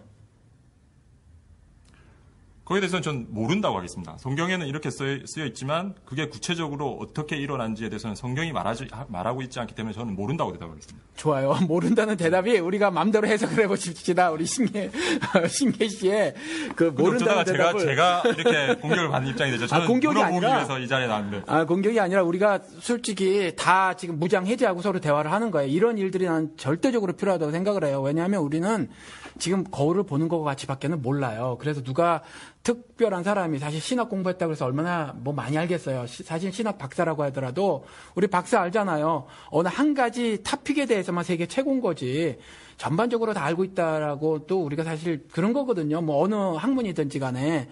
그래서 사실은 이런 것들이 누가 누구를 공격하거나 하는 측면이 아니라 우리가 사실은 다 그 무장 해제된 상태에서 누가 더 우월한 지식을 갖고 있고 올바른 뭐 지식을 갖고 있냐 이런 어떤 것을 가지지 않은 상태에서 나누는 대화를 해보자는 거예요. 그래서 나는 모른다. 노아 홍수가 실제했던 사건이냐 아니냐에 대해서 모른다라고 말했을 때 그 대답에서는 아닐 수도 있다라는 게 어느 정도 포함이 돼 있다라고. 그러니까 목사님 예. 제가 말하면 모른다는 거는 네. 성경에 나와 있는 것에 대해서는 저는 신앙한다는 거죠. 그 성경에 기록되어 있는 부분은 저는 신앙하고 그게 실제로 일어났다는 걸 저는 믿습니다. 그러나 그게 구체적으로 아까 말씀드린 무슨 육식동물을 어떻게 하고 초식동물을 어떻게 해 그런 거에 대해서는 저는 성경이 말하고 있지 않기 때문에 저는 모른다고 대답한다는 거죠. 그 노아 사건이 일어났다는 것에 대해서는 저는 하나님께 쓰셨다고 생각하고 거기에 신앙하는 거는 제 신앙이라는 거죠. 예, 그래요. 그러면 영우 씨 또 오늘은 막 제가 질문을 받으니까 되게 이상합니다 지금. 네, 제가 막 질문을 던지는 거예요. 영우 씨는 노아 홍수 사건이 실제였다고 보세요? 아니 그리고 더 하나 그러니까 뭐 자세하게 설명은 안 하셔도 되고 또 우리가 뭐 자세하게 뭘 알아요? 그러니까 뭐 예를 들어서 에덴 동산 같은 것들이 실제했던 낙원인가? 그때 홍수 사건이 실제로 있었던가 아니면 또 바다가 갈라지는 사건이 진짜로 실제했었는가 이 성경의 기록대로 어떻게 생각을 하세요? 저는 뭐 성서에서 얘기하는 뭐 노아 방주라든가 뭐 그런 것들이 말 그대로 다 있었으면 참 좋겠습니다. 네, 참 좋겠어요. 그러면은 정말로 머리 혼란도 없고요. 예. 네, 그냥 그대로만 믿고 목사님이 주셨던 말만 가지고 그냥 생활했으면 좋겠고 실제로 그게 목사님들 흔한 목사님들 얘기하시는 것처럼 그런 일들이 실제로 과거에도 그대로 성경에 나온 그대로 다 있었으면 참 좋겠습니다. 그런데 지금 제가 돌이켜서 이렇게 생각을 해보고 이렇게 제가 이제 또 따로 생각을 해보면은요. 과연 그렇게 그 하나님께서 짜맞추셨던 그 나무 속 안에 동물들이 다 들어가야 그게 은혜로운 거고 그게 그렇지 않아도 되면 그게 그냥 노아 방주 이야기가 사실 그 다른 민족 실화에도 나오거든요. 근데 그렇게 되면은 그거는 뭐 하나님이 그만큼 권위나 뭐 은혜를 잃으시는 건가? 그 사건이 그렇게 중요했나? 그러니까 그것이 역사적 팩트가 아니더라도 별 문제가 없다라는 거죠. 노아 홍수 사건을 통해서 우리 신기혜 씨가 말씀하신 것처럼 하나님이 그 기사를 쓰게 한 그 의미를 알기만 하면 된다라는 거잖아요. 예, 저한테는 그렇죠? 그렇습니다. 우리 복음서 4가지 우리 들고 있잖아요, 우리 손에. 근데 어떤 복음서는 동정녀 얘기가 나오죠. 예. 또 어떤 복음서는 마가복음서는 그냥 예수 어린 시절이 그냥 생략이 돼 있어요. 예. 마가한테는 그게 관심도 없는 얘기예요. 예. 그냥 예수께서 이제 요한한테 가서 이제 세례 받으시고 그 다음부터 이제 사역 공생이 시작하시는 걸로 시작을 하거든요. 예. 그 이전에는 관심도 없는 사건이에요. 마가는. 그러니까 저는 이게 복음서의 저자들도 이렇게 서로 관심사가 다르고 자료의 그 제한이 다 있고 그렇게 한데 우리가 이제 그걸 나중에 뒤늦게 이 모든 걸 다 알고 나서 뭐 요한도 읽어보고 마태도 읽어보고 누가도 읽어보고 한 입장에서 이제 한 가지만 이제 가지고 이거다라고 이제 고집을 한다면 그것도 좀 힘든 얘기가 아닐까 싶어요. 아니 진짜 마가일 수도 있고. 예, 그 중요 사본 중에 우리는 처음에 방송에 말씀을 드렸지만 신학자도 아니고 그러한 것들을 직접 읽어보고 한 사람들이 아니라 그것들을 연구한 사람들의 가르침을 사실 받은 거죠. 근데 그 신학자들 말에 의하면 그 중요 사본 중에 어느 사본들에서는 제가 좀 기억이 안 나요. 동정녀가 아니라 그냥 여자라고 돼 있다라는 거죠. 그러니까 사실은 동정녀의 의미가 후대에 굉장히 많이 강조가 된 거죠, 사실은. 그래서 그렇죠. 예. 그래서 저 같은 경우는 사실 죄를 지고 죄를 다 걸머지고 도말하시고 가셨다고 했으니까 차라리 창기의 몸에서 나면 어떨까 설교 시간에 한번 그렇게 말씀을 나눈 적도 있어요. 기왕이면 기왕 그럼 우리 이해가 빠르잖아요. 창기가 그때 대표적으로 죄인이었었으니까 세리와 더불어서 그러면 이해가 우리가 빠르다라는 거죠. 네, 그 부분에 대해서 어떤 분들은 이렇게도 생각합니다. 이 결혼이라고 하는 거, 그다음에 남녀 간의 성관계에 관한 그런 좀 부정적인 생각들, 그게 뭐 죄라고 하는 생각들, 뭐 그런 것들이 이제 그 당시에 이제 가치관에 좀 부여가 된 것이 아닌가. 그래서 남자와 여자의 연합으로 나온 예수가 오히려 더 이제 부정한 그런 이제 모습을 띌 수가 있으니까 그렇게 그런 이미지를 갖고 있으니까 아예 결혼이나 그다음에 성관계로부터 자유로운 예수가 나와서 그분이 이제 그걸로 이제 우리가 무결점, 완전히 이노센트하신 분이라고 여기고 그분이 혼자 십자가를 지고 걸어가시는 그 모습이 가장 완벽한 우리 복음서가 뭐 상징하는 가장 그런 장면이 아닌가. 예. 그렇게 이제 생각을 하시는 분들도 계시더라고요. 여기서 이제 영우 씨하고 우리 기혜 씨하고 충돌이 되는 거예요. 이제 뭐냐면 이것이 역사적 팩트라고 믿습니다. 그렇게 말을 해놓고 작은 어떤 오류들이 있음에도 불구하고 하나님을 신앙하는 것에 있어서는 전혀 문제가 되지 않고 본질이 훼손이 되지 않으므로 성경 전체에 대한 시각에는 흔들림이 없고 그래서 성경 전체에 대해서 오류라고 말할 수 없습니다. 그럼에도 불구하고 노아 홍수같이 이런 메이저 사건들에 대해서 나는 역사적 실제 사건이라고 믿습니다. 이렇게 이제 말씀을 하셨단 말이에요. 근데 두 분의 이야기가 공통적인 건 뭐냐면 하나님을 신앙하는 거 그리고 본질을 알아야 한다는 거 성경 전체에서 말하고 있는 그 뜻을 이해하고 그것대로 그 뜻을 이해해서 살아가는 것을 신앙생활로 두 분이 공통적으로 말을 했는데 영우 씨는 그것이 팩트가 아니어도 상관이 없다라고 말씀하신 거고 우리 기혜 씨는 그것이 나는 팩트라고 믿는다. 그럼 팩트가 아니어도 가능하냐라는 질문을 우리 기혜 씨한테 드려볼게요. 그렇죠. 그게 제가 이 자리에 나온 이유입니다. 저는 제가 말씀드린 거는 저는 제 스스로 보기에 지금 한국에 이 방송을 듣고 계신 많은 한국교회 분들의 어떤 공통적인 어떤 관점에서 제가 서 있다고 생각하거든요. 근데 거기에 대척점에 서 계신 분이 이영훈 씨라고 생각하고 저는 그 대척점에 서 있는 분들의 얘기를 많이 못 들어봤기 때문에 이 자리를 통해서 그 얘기를 듣고 정말 그분들의 말이 일리가 있다면 저는 그분들과 토론을 하고 뭐 필요하다면 내 관점을 많이 양보할 수도 있다라는 생각에서 저는 이 자리에 나왔고 그래서 배우기 위해서 왔는데 갑자기 제가 공격을 받게 돼서 좀 공격 아니에요. 어쨌든 저는 안 물어봤습니다. 어쨌든 저는 방금 이영훈 씨도 말씀하셨지만 굉장히 중요한 관점이 성경을 해석할 때 컨텍스트와 텍스트를 동시에 봐야 된다는 것에서 저는 인정을 하고 있고 당연히 그렇게 해야 된다고 저는 생각합니다. 하지만 컨텍스트가 넘을 수 없는 어떤 텍스트의 권위를 가진 부분이 있다라고 저는 생각하고 있고 그 아무리 컨텍스트가 어떤 역할을 하더라도 그 텍스트가 말하고자 하는 게 본질적이고 선언적인 문제라면 그거는 성경의 권위로서 우리가 신앙으로 받아들여야 될 문제지 그거를 컨텍스트가 텍스트를 변형시키도록 놔두는 거는 오히려 신앙적이지 않다라는 관점에서 서 있기 때문에 예를 들어서 말씀을 좀 해주실 수 있어요? 예를 들면 이런 거죠. 제가 지금 책을 읽고 있는 게 신재식 목사님께서 쓰신 예수와 다윈의 동행이라는 책을 제가 읽고 있거든요. 이분이 말씀하신 게 이제 창조, 그러니까 신학자 관점에서 이제 창조와 진화에 대해서 어떻게 볼 건가를 하고 계신 적이 있으셨는데 이분은 그 둘이 동행이 가능하다라고 하시면서 제가 이해한 바로는 이분은 그러니까 하나님께서 창조는 하셨지만 창세기 얘기한 대로 각 종별로 이렇게 각각 하나님께서 6일 만에 창조를 하신 게 아니고 어떤 시발점인 어떤 하나만 만들어 놓고 그게 자연스럽게 진화가 되도록 허락하셨다. 이런 관점에서 있으신 것 같아요. 근데 이분의 그런 관점이 그렇게 될 수 있었던 건 뭐냐면 진화론이라는 건 하나의 과학적인 팩트로 정해졌고 이걸 우리가 신학적으로 더 이상 부인할 수 있는 위치가 아니기 때문에 팩트라고요? 일단 티오리가 아니라 팩트. 팩트로 받아들이는 거죠. 왜냐하면 벌써 과학계에서는 뭐 생물학뿐만 아니라 뭐 천문학, 지질학 이런 데서 다 진화론으로 설명하지 않으면 안 되도록 과학이 발전은 돼 있고 모든 권위자들이 다 인정을 하고 있기 때문에 그걸 우리는 받아들일 수밖에 없다라고 저는 이분은 생각하시고 벌써 그러면 그 팩트를 신학적으로 어떻게 받아들일까 이걸 고민하시는 분이시거든요.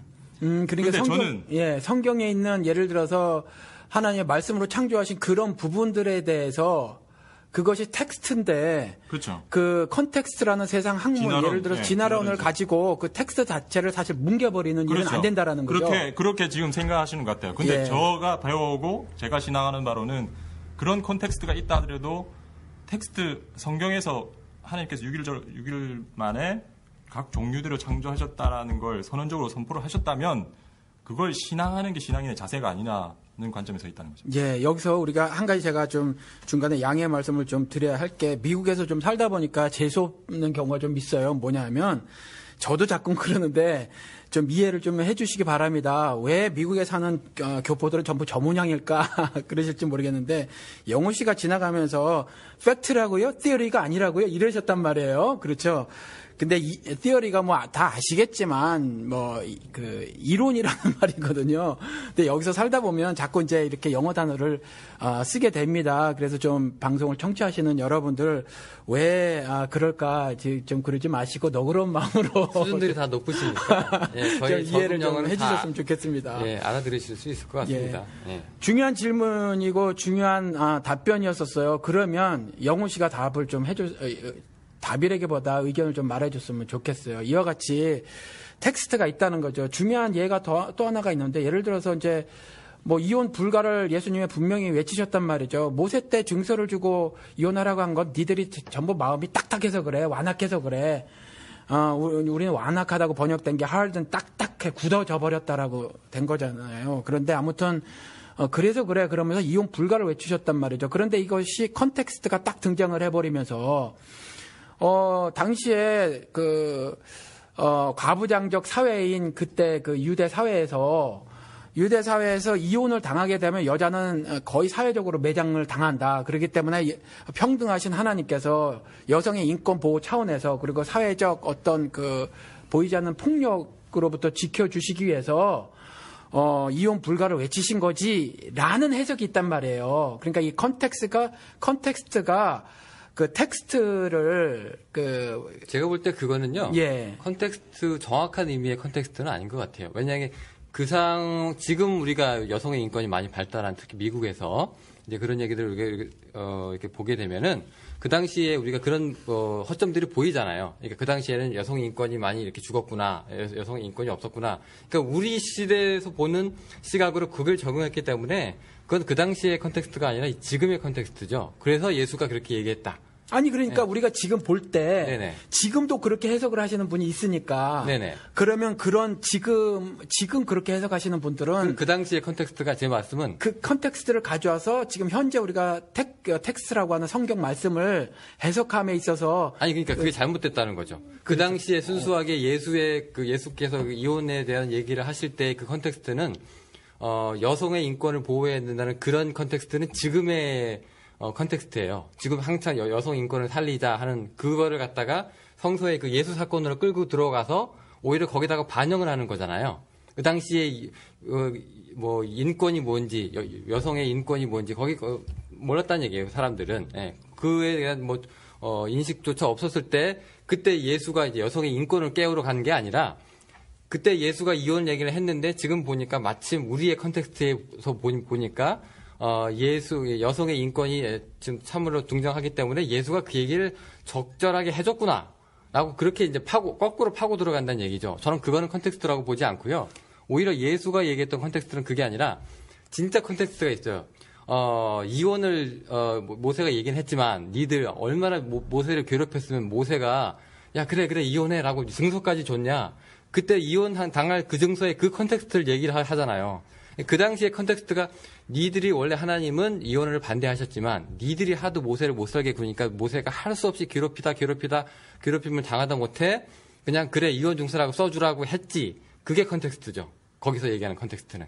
그러니까 예수 입에서 나온 말도 텍스트가 아니라 컨텍스트가 될 수 있어요? 영우 씨 신앙에서는? 그 당시에는 예수가 그렇게 얘기했잖아요. 모세가 그 얘기를 이혼 증서를 써주라고 한 거는 이렇게 됐기 때문에 하고 예수의 입에서 컨텍스트가 나오는 거잖아요.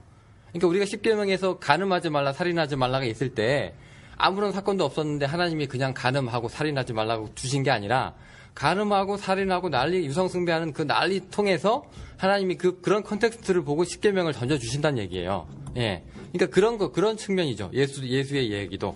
그래요. 텍스트와 컨텍스트 문제는 조금 더 시간이 많이 필요한 거라 여기까지만 하기로 하고, 잠깐 시청자들을 위해서. 청취자. 정치자들을 위해서 잠깐 저희끼리는 좀 아는 내용인 것 같지만 컨텍스트와 텍스트가 도대체 뭔지 잠깐 누군가 설명해 주시면 더 낫지 않을까 싶은 생각이 드네요. 제가 평신도 입장에서는 이게 과연 어디서 튀어나왔는지. 영호 씨가 인식하고 있는 텍스트와 컨텍스트, 그 다음에 제가 인식하고 있는 텍스트와 컨텍스트를 이야기하면 좋을 것 같으네요. 제가 조금 객관적, 이렇게 얘기하면 좀 그런데 제가 배운 대로만 얘기를 해드릴게요. 일단 텍스트라고 할 때 좁은 의미에서만 얘기를 드릴게요. 우리가 갖고 있는 글로 남겨져 있는 문헌, 그 다음에 본문, 요걸 우리가 텍스트로 일단 제가 얘기하는 텍스트는 그겁니다. 그리고 컨텍스트는 뭐냐면은 그 텍스트를, 그 텍스트가 어떤 환경에서 나온 그 세팅이 있을 거 아니에요. 자꾸 영어가 나와서 큰일 났습니다. 그 환경, 혹은 지금 와서 그 컨텍스트를 둘러싼 맥락, 그런 요소들, 그 주변 요소들을 얘기를 하고 있는 겁니다. 그러니까, 어떤 사람이 경찰서 와서 난동을 부렸다. 그래서 그게 기록에 남았다. 할 때, 그 남겨진 기록은, 텍스트가 되는 거고요. 후대에서 봤을 때. 근데 그 사람이, 그럴 수밖에 없었던 그 수많은 여자 문제나 술을 먹었다거나 하는 그런 것들, 예. 경찰서 가게 되는 그 경위까지. 그런 것들이 이제 제가 볼 때는 컨텍스트에 들어가는 거죠. 예, 저 같은 경우는 영호 씨와 거의 같아요. 그런데 글 안에, 그러니까 저 같은 경우는 하나님 말씀인 성경이 성서라고 말씀을 해도 괜찮고, 그것이 텍스트고요. 그 텍스트를 이해하기 위한 주변의 모든 것들을 컨텍스트로 보는데, 한 가지만 영호 씨하고 달라요. 맥락이라고 하는 거, 글 속에 포함되어 있는 그 어떤 맥락이라고 하는 건 컨텍스트로 저는 보지를 않습니다. 이 부분만 좀 다른 것 같아요. 예. 네네. 일단 그 신계 씨께서 얘기했던 부분을 이제 우리가 짚고 넘어갔고요. 자, 그러면 이제 저희한테 목사님이 이제 많이 질문을 이제 한 30분, 20분 하셨는데, 이제 저희가 2대1로 이제 목사님한테, 자, 목사님 이제 목회하시는 입장이시기도 하시고, 예. 이 팟캐스트에 이제 그 칼자루를 쥐고 계신 분이시기도 하시고, 자, 이런 문제들이 있습니다. 성서가 모순된 것처럼 보이기도 합니다. 서로 예. 매치가 되지 않습니다. 일치되지 않습니다. 예. 교회에서는 답답합니다. 말도 꺼내지 못하게 합니다. 예. 혹은 말도 안 되는 논리로 아멘 하라고 합니다. 예. 자, 목사님의 대답은 그럼 뭔지 저희가 좀 이제 듣고 싶거든요. 예. 자, 그러면 어떻게, 무슨 말부터 먼저 말씀을 한번 꺼내보시겠습니까? 예, 일단 맹목적인 신앙 이거 안 돼요. 그러니까 질문이 없이 그냥 무조건 믿는 건 올바른 믿음이 될 수 없어요. 그래서 성경에서는 뭐라고 말해놓고 있냐면 믿음은 들음에서 난다고 했거든요. 영호 씨가 지난번 언제 한번 말씀을 하셨지만 이 이스라엘 문화는 오럴 컬처예요. 입으로 하는 거지 글로 남기는 문화가 아니었거든요. 그러니까 지금으로 치면 이제 읽는 거죠. 그래서 신앙은 성경에 진술된 기록된 수많은 하나님의 말씀들을 읽어서 생기는 거지 그걸 들어서 생기는 거지 그냥 무조건 내가 믿습니다 해서 믿어지는 게 아니라는 거죠. 그래서 질문이 없이 또 합리적 의심이 없이 발생된 모든 신앙은 사실은 좀 점검을 해봐야 한다라는 거예요. 그래서 이와 같이 충돌되는 것 같은 거, 모순되는 것 같은 기록들, 그리고 심지어 이제 하나님의 성품에 우리가 지금 앞에 예를 쭉 들은 것 중에서 잔인한 하나님, 또 도무지 이해가 안 되는 왜 죄 없는 무화과 나무를 마르게 하셨는가. 그리고 가서 내 증인이 되리라 하는 것이 모든 자신을 따르는 사람들에게 주신 사명임에도 불구하고 명령임에도 불구하고 무슨 병을 고쳐 주시고 나서 제사장에게 보이고 또 사람들에게 알리지 마라 이런 것 같은 경우는 이해가 안 되는 부분 같은 것들이 많이 있단 말이죠. 그러니까 이러한 일들이 발생이 됐었을 때 이것들에 대해서 그냥 믿습니다 하거나 또는 어떤 궁금증을 갖지 않고 우리가 그냥 넘어가 버리는 이러한 것들은 사실 올바른 신앙을 가지지 못하게 하는 것이니까. 일단 목사님, 예. 저같이 생각하는 사람들 혹은 예.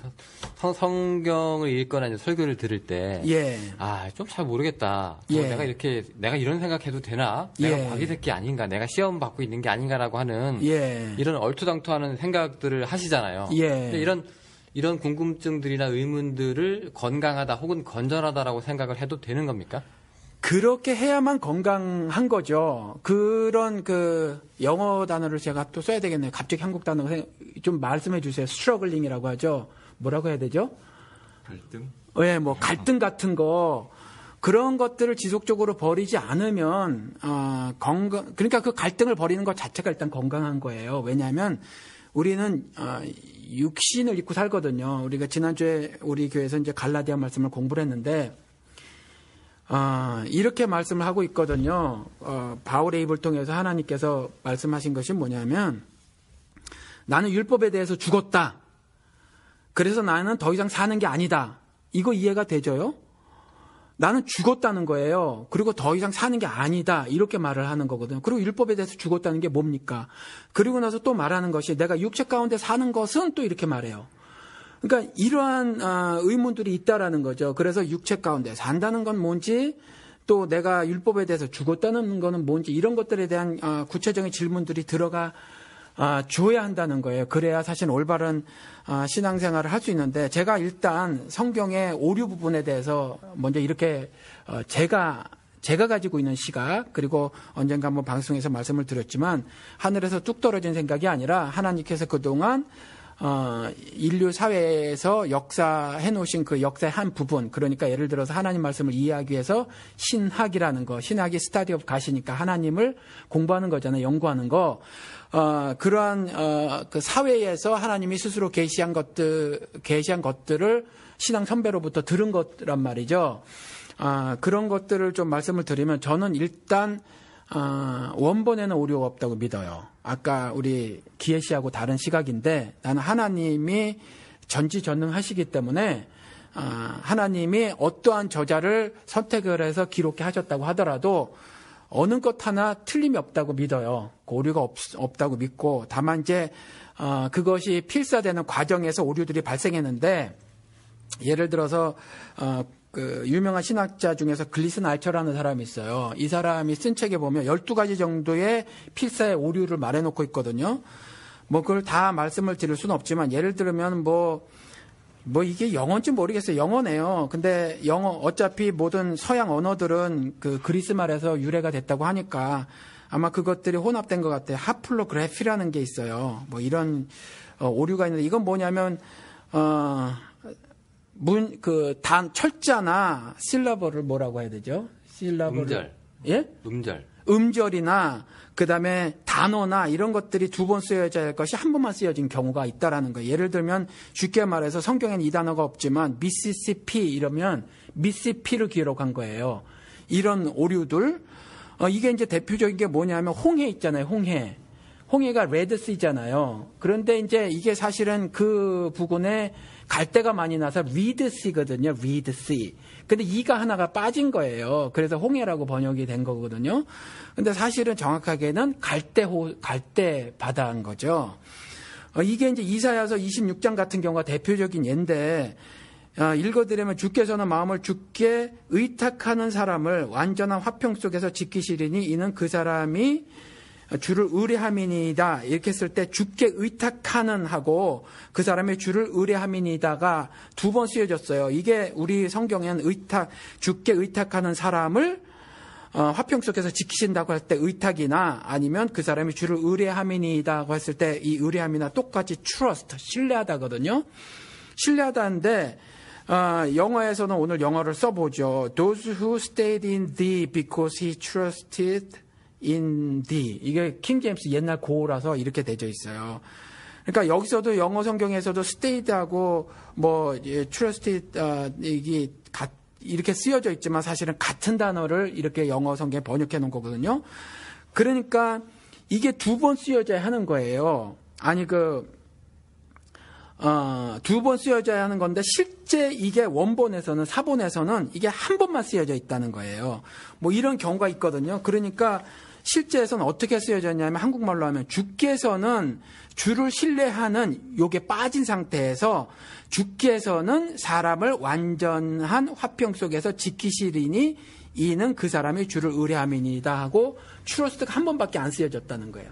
이런 식의 오류들이 있는데 12가지 종류의 오류가 있는데, 그 중에 하나가 조금 전에는 두 번 쓰여질 철자 아니면 음절 아니면 단어가 두 번 쓰여질 것이 한 번만 쓰여진 게 있고, 어떤 경우는 한 번 쓰여져야 될 게 두 번 쓰여진 거가 있다라는 거죠. 한 리버를 HAN 리버 그러는데 HAAN 리버 이렇게 쓰여진 경우라든가, 그 밖에도 단어 배열 순서가 뒤바뀐 것 같은 경우는 우리 영어 성경을 보시는 분은 이해가 되겠지만, 킹 제임스 번역 같은 경우 영어 성경 보면요, 문법에 안 맞게 돼 있는 게 있어요. 왜냐하면 헬라어 같은 경우는 강조되는 단어를 앞에 놓는 경우가 있거든요.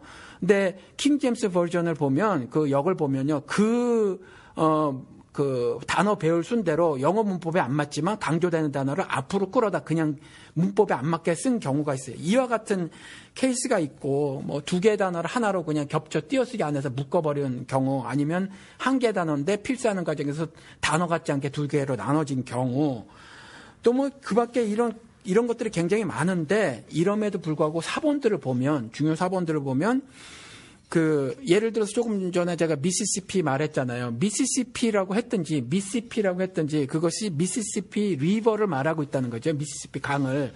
그래서 그 어떤 객체수로 보면 오류의 객체수로 보면 굉장히 많지만 그 내용을 보면 98% 정도가 동일하다라는 거예요.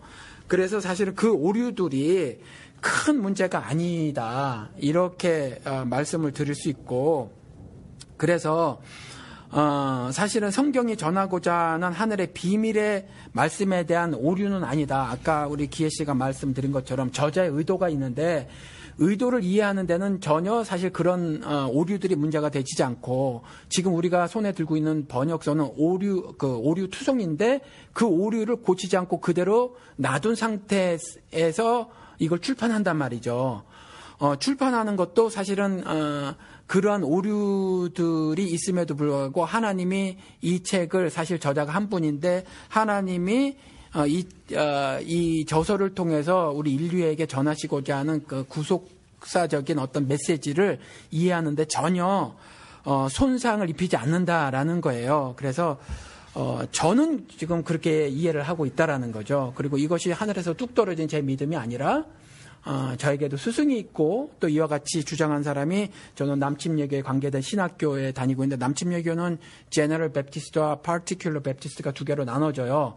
제너럴 베프티스트가 더 많은데 파티큘러 베프티스트라고 하는 쪽에서는 이제 이와 같이 주장을 하고 있다라는 거죠. 예. 네, 목사님 지금 같이 이제 뭐 성서에서 사본에 있어서 예. 뭐 필사본에 있어서의 실수라든가 예, 뭐 오류를 예. 지적하신 거 그런 거는 괜찮은데요. 예. 이제 그거하고 상관없이 예. 이제 의도적인 게 뭐 이렇게 드러내놓고 이제 성경에서 얘기하는 경우가 또 있잖아요. 아까 어떤 경우 우리가 얘기한 있을까요? 것처럼 예. 뭐 겨자씨 이게 말이 그 단어가 아닌데 겨자씨란 말이 나온 게 아니거든요. 예. 그런 것도 그렇고 무화과도 마찬가지고요. 예. 네, 그리고 뭐 아까 노아방주 우리가 얘기도 했었지만 예. 뭐 그런 문제 이런 것들은 우리가 그게 이제 필사본의 문제라고 생각하지 않고 예. 일단 텍스트 있는 그대로 갖고 왔을 때 이제 우리가 이것을 그 내용 자체가 좀 혼선이 있으니까 이제 어떻게 볼까 하는 문제로 우리가 이제 남아 있다는 그런 얘기를 우리가 지금 드리고 있거든요. 예. 자, 그러면은 이렇게 성서에 나오는 이제 불일치라든가 모순같이 보이는 이런 거, 예. 그런 것들은 이제 목사님이 얘기하신 거는 이제 필사본이니까 실수가 있다고 쳐요. 그래서 예. 그걸 방지하기 위해서 뭐 수도사들은 앞 단어하고 뒷 단어하고 이렇게 하나하나 해가지고 중간에서 만나는 단어 딱 중간에 있는 거에다가 표시를 하기도 했다고 해요. 그래서 하다가 하나라도 누가 틀리게 쓰면 예. 네, 그 다음 페이지에서 다른 사람이 쓰다가 이게 서로 안 맞겠죠. 제일 중간에 있는 단어 그 획이 예. 이런 식으로 막 노력을 하기도 하고 그랬다고 합니다. 예. 사람이 실수니까 그건 어쩔 수 없는 부분이지만 예. 그럼에도 아까 우리가 얘기했던 이런 부분들에 대해서 예. 뭐 노아방주나 뭐 겨자씨 얘기나 예, 예. 뭐 아까 얘기해 드리지 않았습니다만은 뭐 토끼가 뭐 되새김질 한다는 예. 뭐 성경에는 뭐 그렇게 토끼를 이제 규정하고 있기도 하고 예. 잘못된 생물학적 정보죠. 예, 그렇죠. 이런 걸 막 주기도 하잖아요. 예, 예. 자, 그럼 뭐 이게 목사님 입장에서 토끼 같은 경우는 그냥 그 조금 전에 말씀드린 것처럼 필사의 오류예요. 필사의 오류고 지금 이 부분에 있어서는 굉장히 예민한데 그 청취자 여러분들이 좀 잘 소화를 시켰으면 좋겠어요. 그러니까 성경을 팩트로 볼 것이냐 아니냐 부분이거든요. 그러니까 이 성경을 어떤 역사적 사실, 과학적 사실, 그 밖에 다른 학문적 사실로 볼 것이냐, 아니면, 또 다른 어떤 특별한 시각으로 성경을 볼 것이냐의 차이점이에요. 그러니까. 스토리냐, 뭐 그런 얘기인가요? 그러니까 예를 들어서 말씀을 드리면, 그 노아 시대에 지구를 덮는 홍수가 있었다. 이것을 팩트로 볼 것이냐, 아니냐 차이예요. 그러니까 저 같은 경우는, 그것을 그냥 개인적으로는 팩트로 보고 있지는 않지만 팩트여도 상관이 없고 아니어도 상관이 없이 하나님은 그와 같은 그 스토리를 기록해 하심으로 인해서 궁극적인 심판을 인간들에게 미리 말씀을 해놓고 계시는 거다라고 이해를 하는 거거든요. 그래서 창조과학 하시는 분들이 뭐 배 조각 찾으러 다니고 하는 것에 큰 의미를 부여하지 않는다라는 거죠. 근데 그게 이제 일일이 하나의 팩트라고 우리가 밝힌다는 것은 큰 의미가 없고, 예. 정작 그것이 갖고 있는 의미가 무엇인가에 우리가 관심을 기울여야 된다는 것인가요? 그래서 예수 그리스도께서 말씀하실 때도 I am the truth라고 말했거든요. 그렇잖아요. 내가 곧 진리다라고 말했는데 이걸 영어로 제가 좀 계속 쓰는데 그렇게 써볼게요. 청취자 여러분들 아마 이해하시기가 어차피 서양 언어가 조금 전에 말씀드린 것처럼 그리스 말에서 유래가 됐다고 해서 서양 언어로 하면 좀 이해가 더 쉬울 때가 있으니까 말이죠. 그런데 I am the truth, 내가 곧 진리라고 말했거든요. 그런데 이 예수 그리스도의 이 말씀이 굉장히 의미가 있는 게 뭐냐면 예수 그리스도께서 I am the reality라고 말씀 안 하셨다는 거죠. 내가 곧 사실 혹은 역사적은 아니더라도 내가 어떤 팩트다 이렇게 말을 하시지 않았다는 거죠. 그런데 이 리얼리티라고 하는 거, 한국 발음으로 합시다. 리얼리티라고 하는 거, 이 리얼리티라고 하는 거는 사실 트루스랑 다르게 변할 수가 있다는 거예요. 예를 들어서 리얼리티라고 하는 것은 우리가 오감으로 이해할 수 있는 거거든요. 그러니까 예를 들어서 우리가 여기 지금 테이블이 있는데 이 테이블이 리얼리티예요. 근데 이 테이블이 불 타버리면 재가 돼버린단 말이죠. 이렇게 변할 수 있어요, 리얼리티들은. 근데 예수 그리스도께서는 I am the truth라고 했어요. 그러니까 예를 들어서 언젠가 제가 한번 설교 시간에도 그래서 이 말씀을 드리기 위해서 예를 들어서 말씀을 드린 건데 미국 사람들이 개, 고양이를 좋아하잖아요. 막 폭풍우가 몰아치고 그랬을 때 나무가 쓰러졌고 거기에 매달려 있는 개가 있단 말이에요. 바들바들 공포에 떨고 있어요. 추위와 공포에, 죽음의 공포에 떨고 있는데 9.11 구조대가 등장을 하는 거죠. 그리고 개와 고양이를 엄청 사랑하는 미국 사람이 외줄 밧줄 타고 내려와서 그 개를 구출하는 겁니다. 이건 리얼리티예요. 그리고 왜냐하면 이 개가 구출됐다고 해서 이 개가 그리고 개를 엄청나게 사랑하는 사람에게 입양이 되고 그래서 굉장히 훌륭한 뭐라고 해야 되나 메디컬 트리트먼트를 받고 말이죠. 메디컬 트리트먼트 번역 좀 해주세요. 의학적 뭐라고 해야 되나요? 의학적 그거를 치료 보살핌을 많이 받고 좋은 때에서 따뜻하게 잘 살았다고 쳐요. 그래도 그게 죽는다는 거죠. 그래도 그게는 죽어요. 그래서 리얼리티예요, 그거는.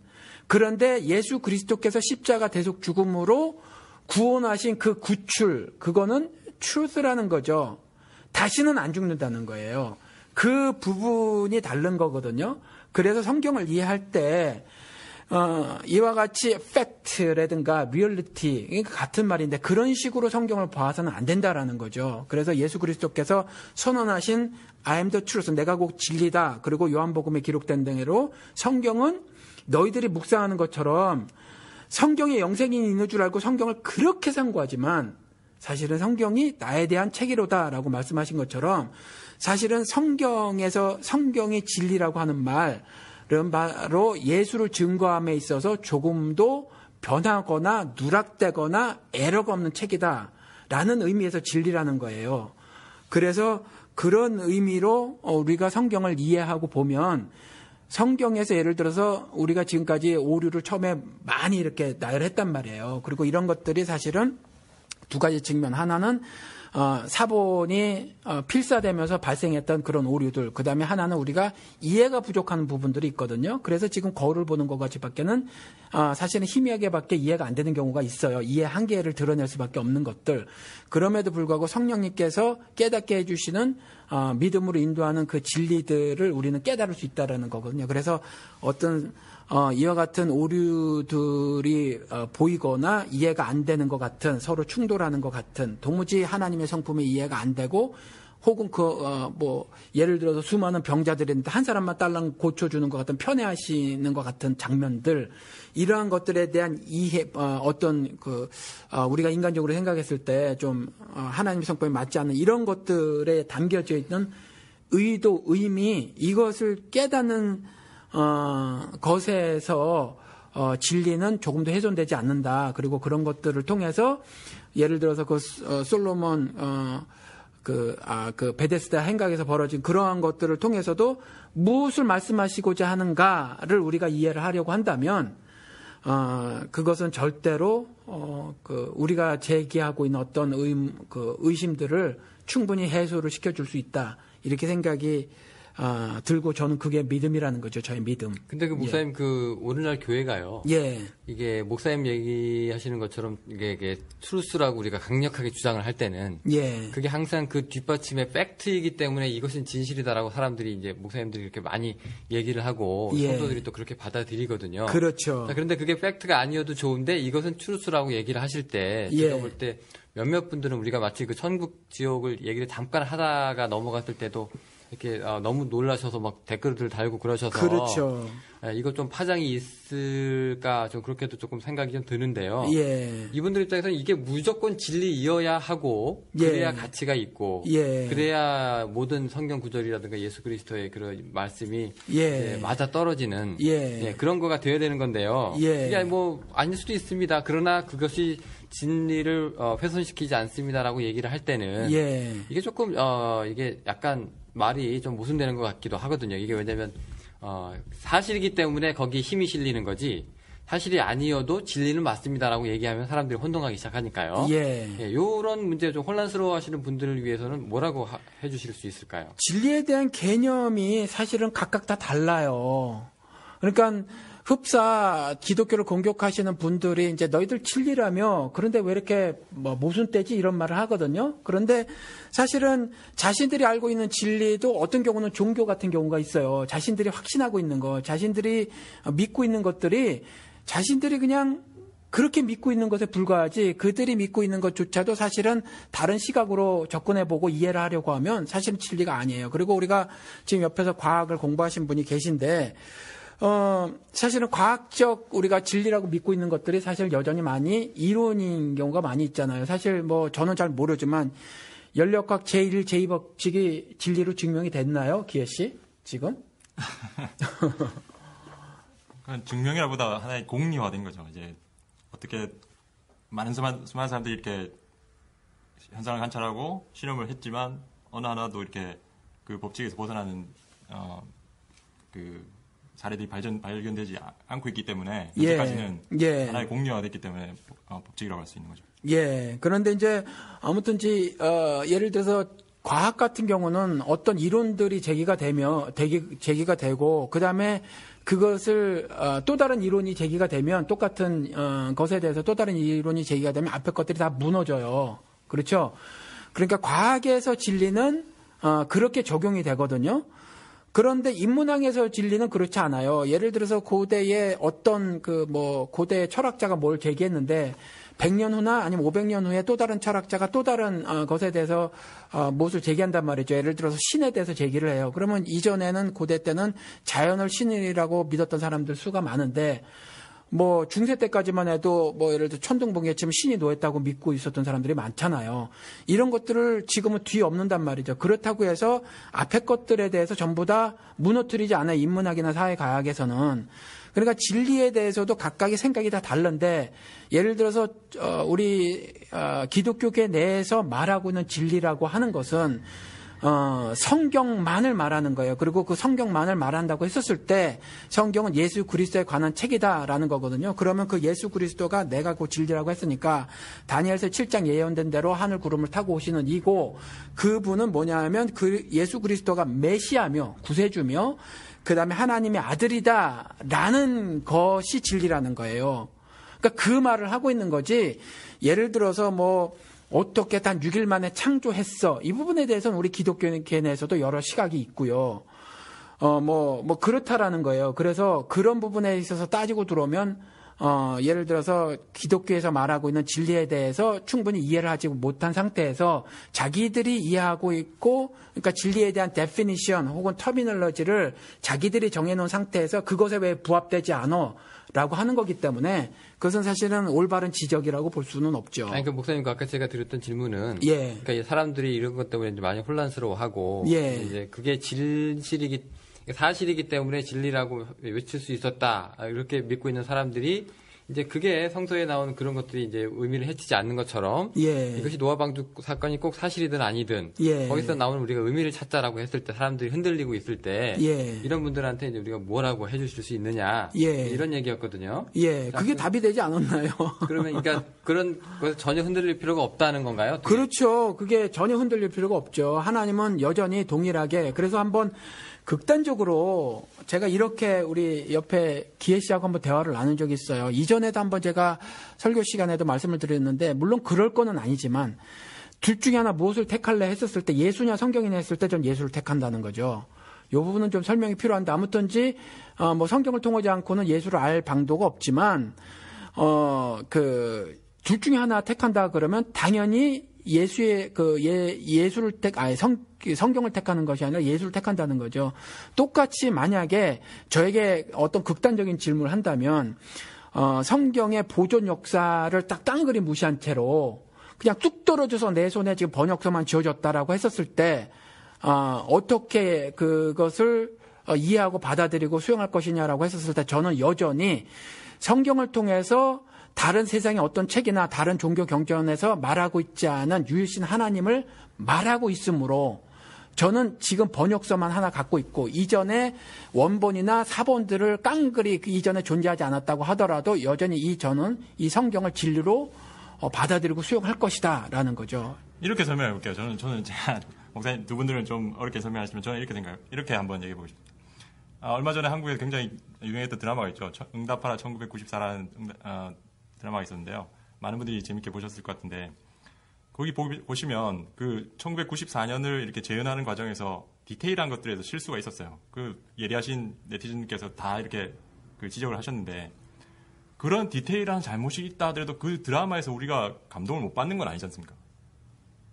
이렇게 설명할 수 있지 않을까? 성경에서 어떤 디테일한 어떤 잘못이 있다고 하더라도 그것이 우리는 모르잖아요. 그게 원본이 잘못된 건지 아니면 목사님 말씀대로 필사하면서 잘못이 된 건지 그것도 모르는 상태에서 그런 조그만 오류가 있다고 해서 성경 전체가 잘못된 거라고 우리가 인식하는 거는 좀 더 논리를 확대해서 설명하는 거고 또 그런 조그만 잘못 외에 성경에서는 예언들이 너무 많이 성취된 것들이 있거든요.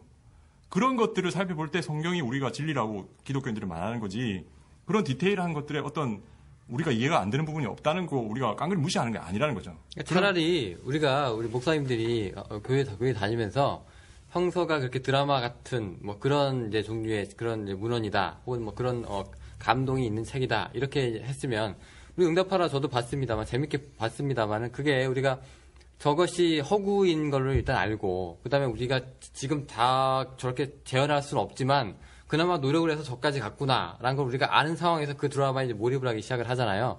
거기서 이제 이상한 매 눈으로 이제 보시는 청취자들이 물론 계시겠지만, 근데 기독교는 너희들 이게 가짜지만 다 알지. 근데 저게 재밌지. 이런 차원이 아니거든요. 그게 아니죠. 예, 기독교는 그거보다 더 심하게 들어갑니다. 그렇게 해서 모든 것들이 다 있어서 이건 조금 이상한데요 하면 말을 못 달게 해요. 우리가 제작상의 실수입니다. 그래도 재밌지 않습니까? 라고 넘어가지 않아요, 목사님들은. 그렇죠. 왜 그렇게 지적을 하냐? 어디다 감히 시청자 게시판에 댓글을 다는 것처럼 하느냐? 그렇죠. 이렇게 되는 거니까. 예. 그러니까 그게 조금 차라리 응답하라 같았으면 교회도요. 예. 성서가 이렇게 재밌고 이렇게 감동을 주고 정말 성서가 주고자 하는 메시지는 이겁니다라고 편안하게 다가갔으면 예. 사람들이 훨씬 더 쉬웠을 텐데 예. 하나도 틀리지 않으니 잘 들어 니네 이렇게 예. 되니까 예. 저는 오히려 이게 사람들을 더 영혼적으로 겁박하고 예. 그다음에 강요하고 예. 그다음에 이거 안 믿으면 당장 큰일 날 것처럼 얘기하는 그런 것들이 그렇죠. 많은 사람들을 오히려 기독교 울타리 안으로 못 들어오게 막는 것이 아닌가. 그렇죠. 예. 그래서 지금 뭐 이미 이제 뭐 대화가 다 끝난 것 같고 그래서 저는 저 나름대로 이해가 되셨는지 모르겠지만 하여튼 정리를 한 것이 아무튼 지금 현재 우리가 들고 있는 성경은 오류 투성이다라는 거고 그 오류들은 풀사되는 과정에서 발생되었다. 그리고 원본에는 이제 이게 제가 믿는 바예요. 그래서 이것에 대해서 동의를 안 하실 수도 있고 동의를 안 하는 것에 대해서도 저는 문을 열어놓습니다. 아무튼 원본에는 저는 오류가 없다고 믿어요. 왜냐하면 제가 신앙하는 하나님이 전지전능하시기 때문에 저는 원본에는 오류가 없다고 믿고 이후에 필사되는 과정에서 오류가 발생을 했고요. 그 오류들이 있음에도 불구하고 현재 우리가 갖고 있는 번역본은 그대로 방치한 채 그것을 그대로 이렇게 책으로 출판한 거는 그것이 내가 진리라고 말한 예수를 말하기 위한 책으로서 조금도 부족하거나 모자라거나 훼손당하거나 뭐 이러질 않는다라는 거죠. 그래서 이와 같이 필사되는 과정에서의 오류들이 존재한다는 거 하고, 두 번째는 또 이해가 안 되는 부분들, 조금 전에 말씀하신 것처럼 그러한 부분들이 있음에도 불구하고 결국 성령의 도우심으로 하늘 비밀을 하나님을 신앙하는 것에 있어서 부족함이 없이 깨달을 수 있다라는 거죠. 어떤 작은 부분들에 있어서의 우리가 이해가 충분치 못한 부분들이 있어요. 그런 부분들은 하나님이 직접 말씀해 놓으신 것처럼 거울을 보는 것 같이밖에 지금 희미하게밖에 모르지만 그때는 밝게 알게 될 거라는 거죠. 예를 들면 뭐 죽으면 우리 부부 같이 천국에서 만날까요 말까요? 이건 우리가 모를 수 있다는 거죠. 저는 안 만난다고 믿지만 이사야서 말씀을 들어서. 그래서 아무튼 이제 뭐 그런 뭐 이런 부분으로 우리가 모를 수 있다는 거예요. 그럼에도 불구하고 하나님이 성경을 통해서 말씀하시고자 하는 그 무엇을 우리는 충분히 깨달을 수 있다, 이렇게 말씀을 드리고요. 그래서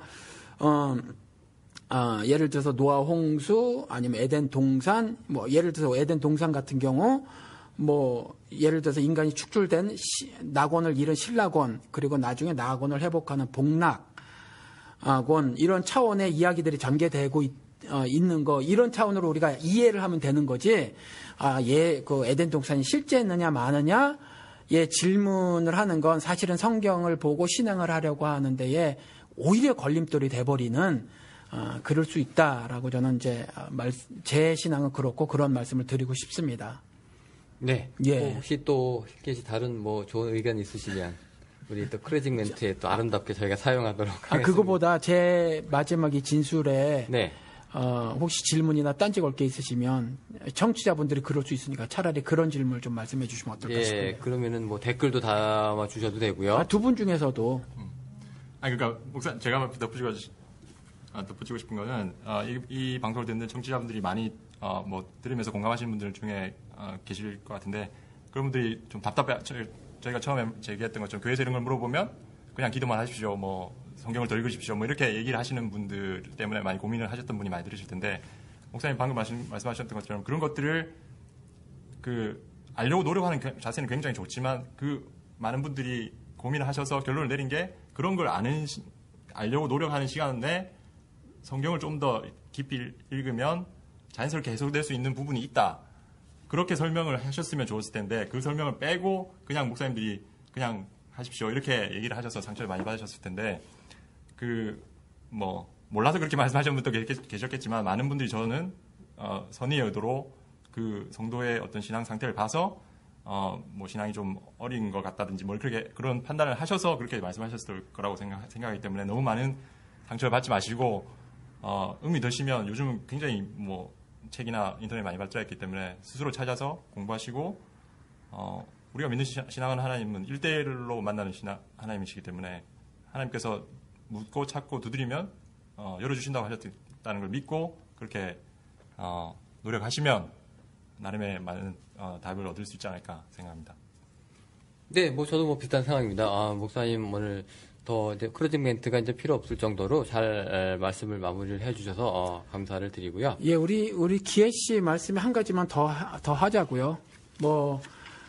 예를 들어서 영호 씨가 한번 말씀을 하신 것처럼 우리 목사님들이 말씀을 전하면 성경에 모두 짝이 있다. 그런데 그거 아니잖아요. 그러니까 어떤 경우는 해석이 아니라 성경을 조금만 더 읽어보면 그냥 저절로 답이 나오는 경우가 있거든요. 그러니까 거기에 쓰여져 있는 게 있어요. 성경에 짝이 있는 게 아니라 짐승에 짝이 있다는 말이거든요. 근데 그걸 성경에 짝이 있다고 말을 해버렸고, 그 다음에 뭐 입으로 시인하고 마음으로 믿으면 의에 이르고 구원에 이른다고 하는 것들이 사실은 뭐 입으로 시연했을 때 1세기의 정황 따져가면서 하는 게 아니라, 그게 이미 전해진 말씀, 내가 들었던 말씀, 그래서 내가 가까이 있다라는 말씀을 하기 위해서 뭐 하늘에 있는 거 아니고 바다 저쪽에 있는 거 아니라는 말씀이잖아요, 사실은.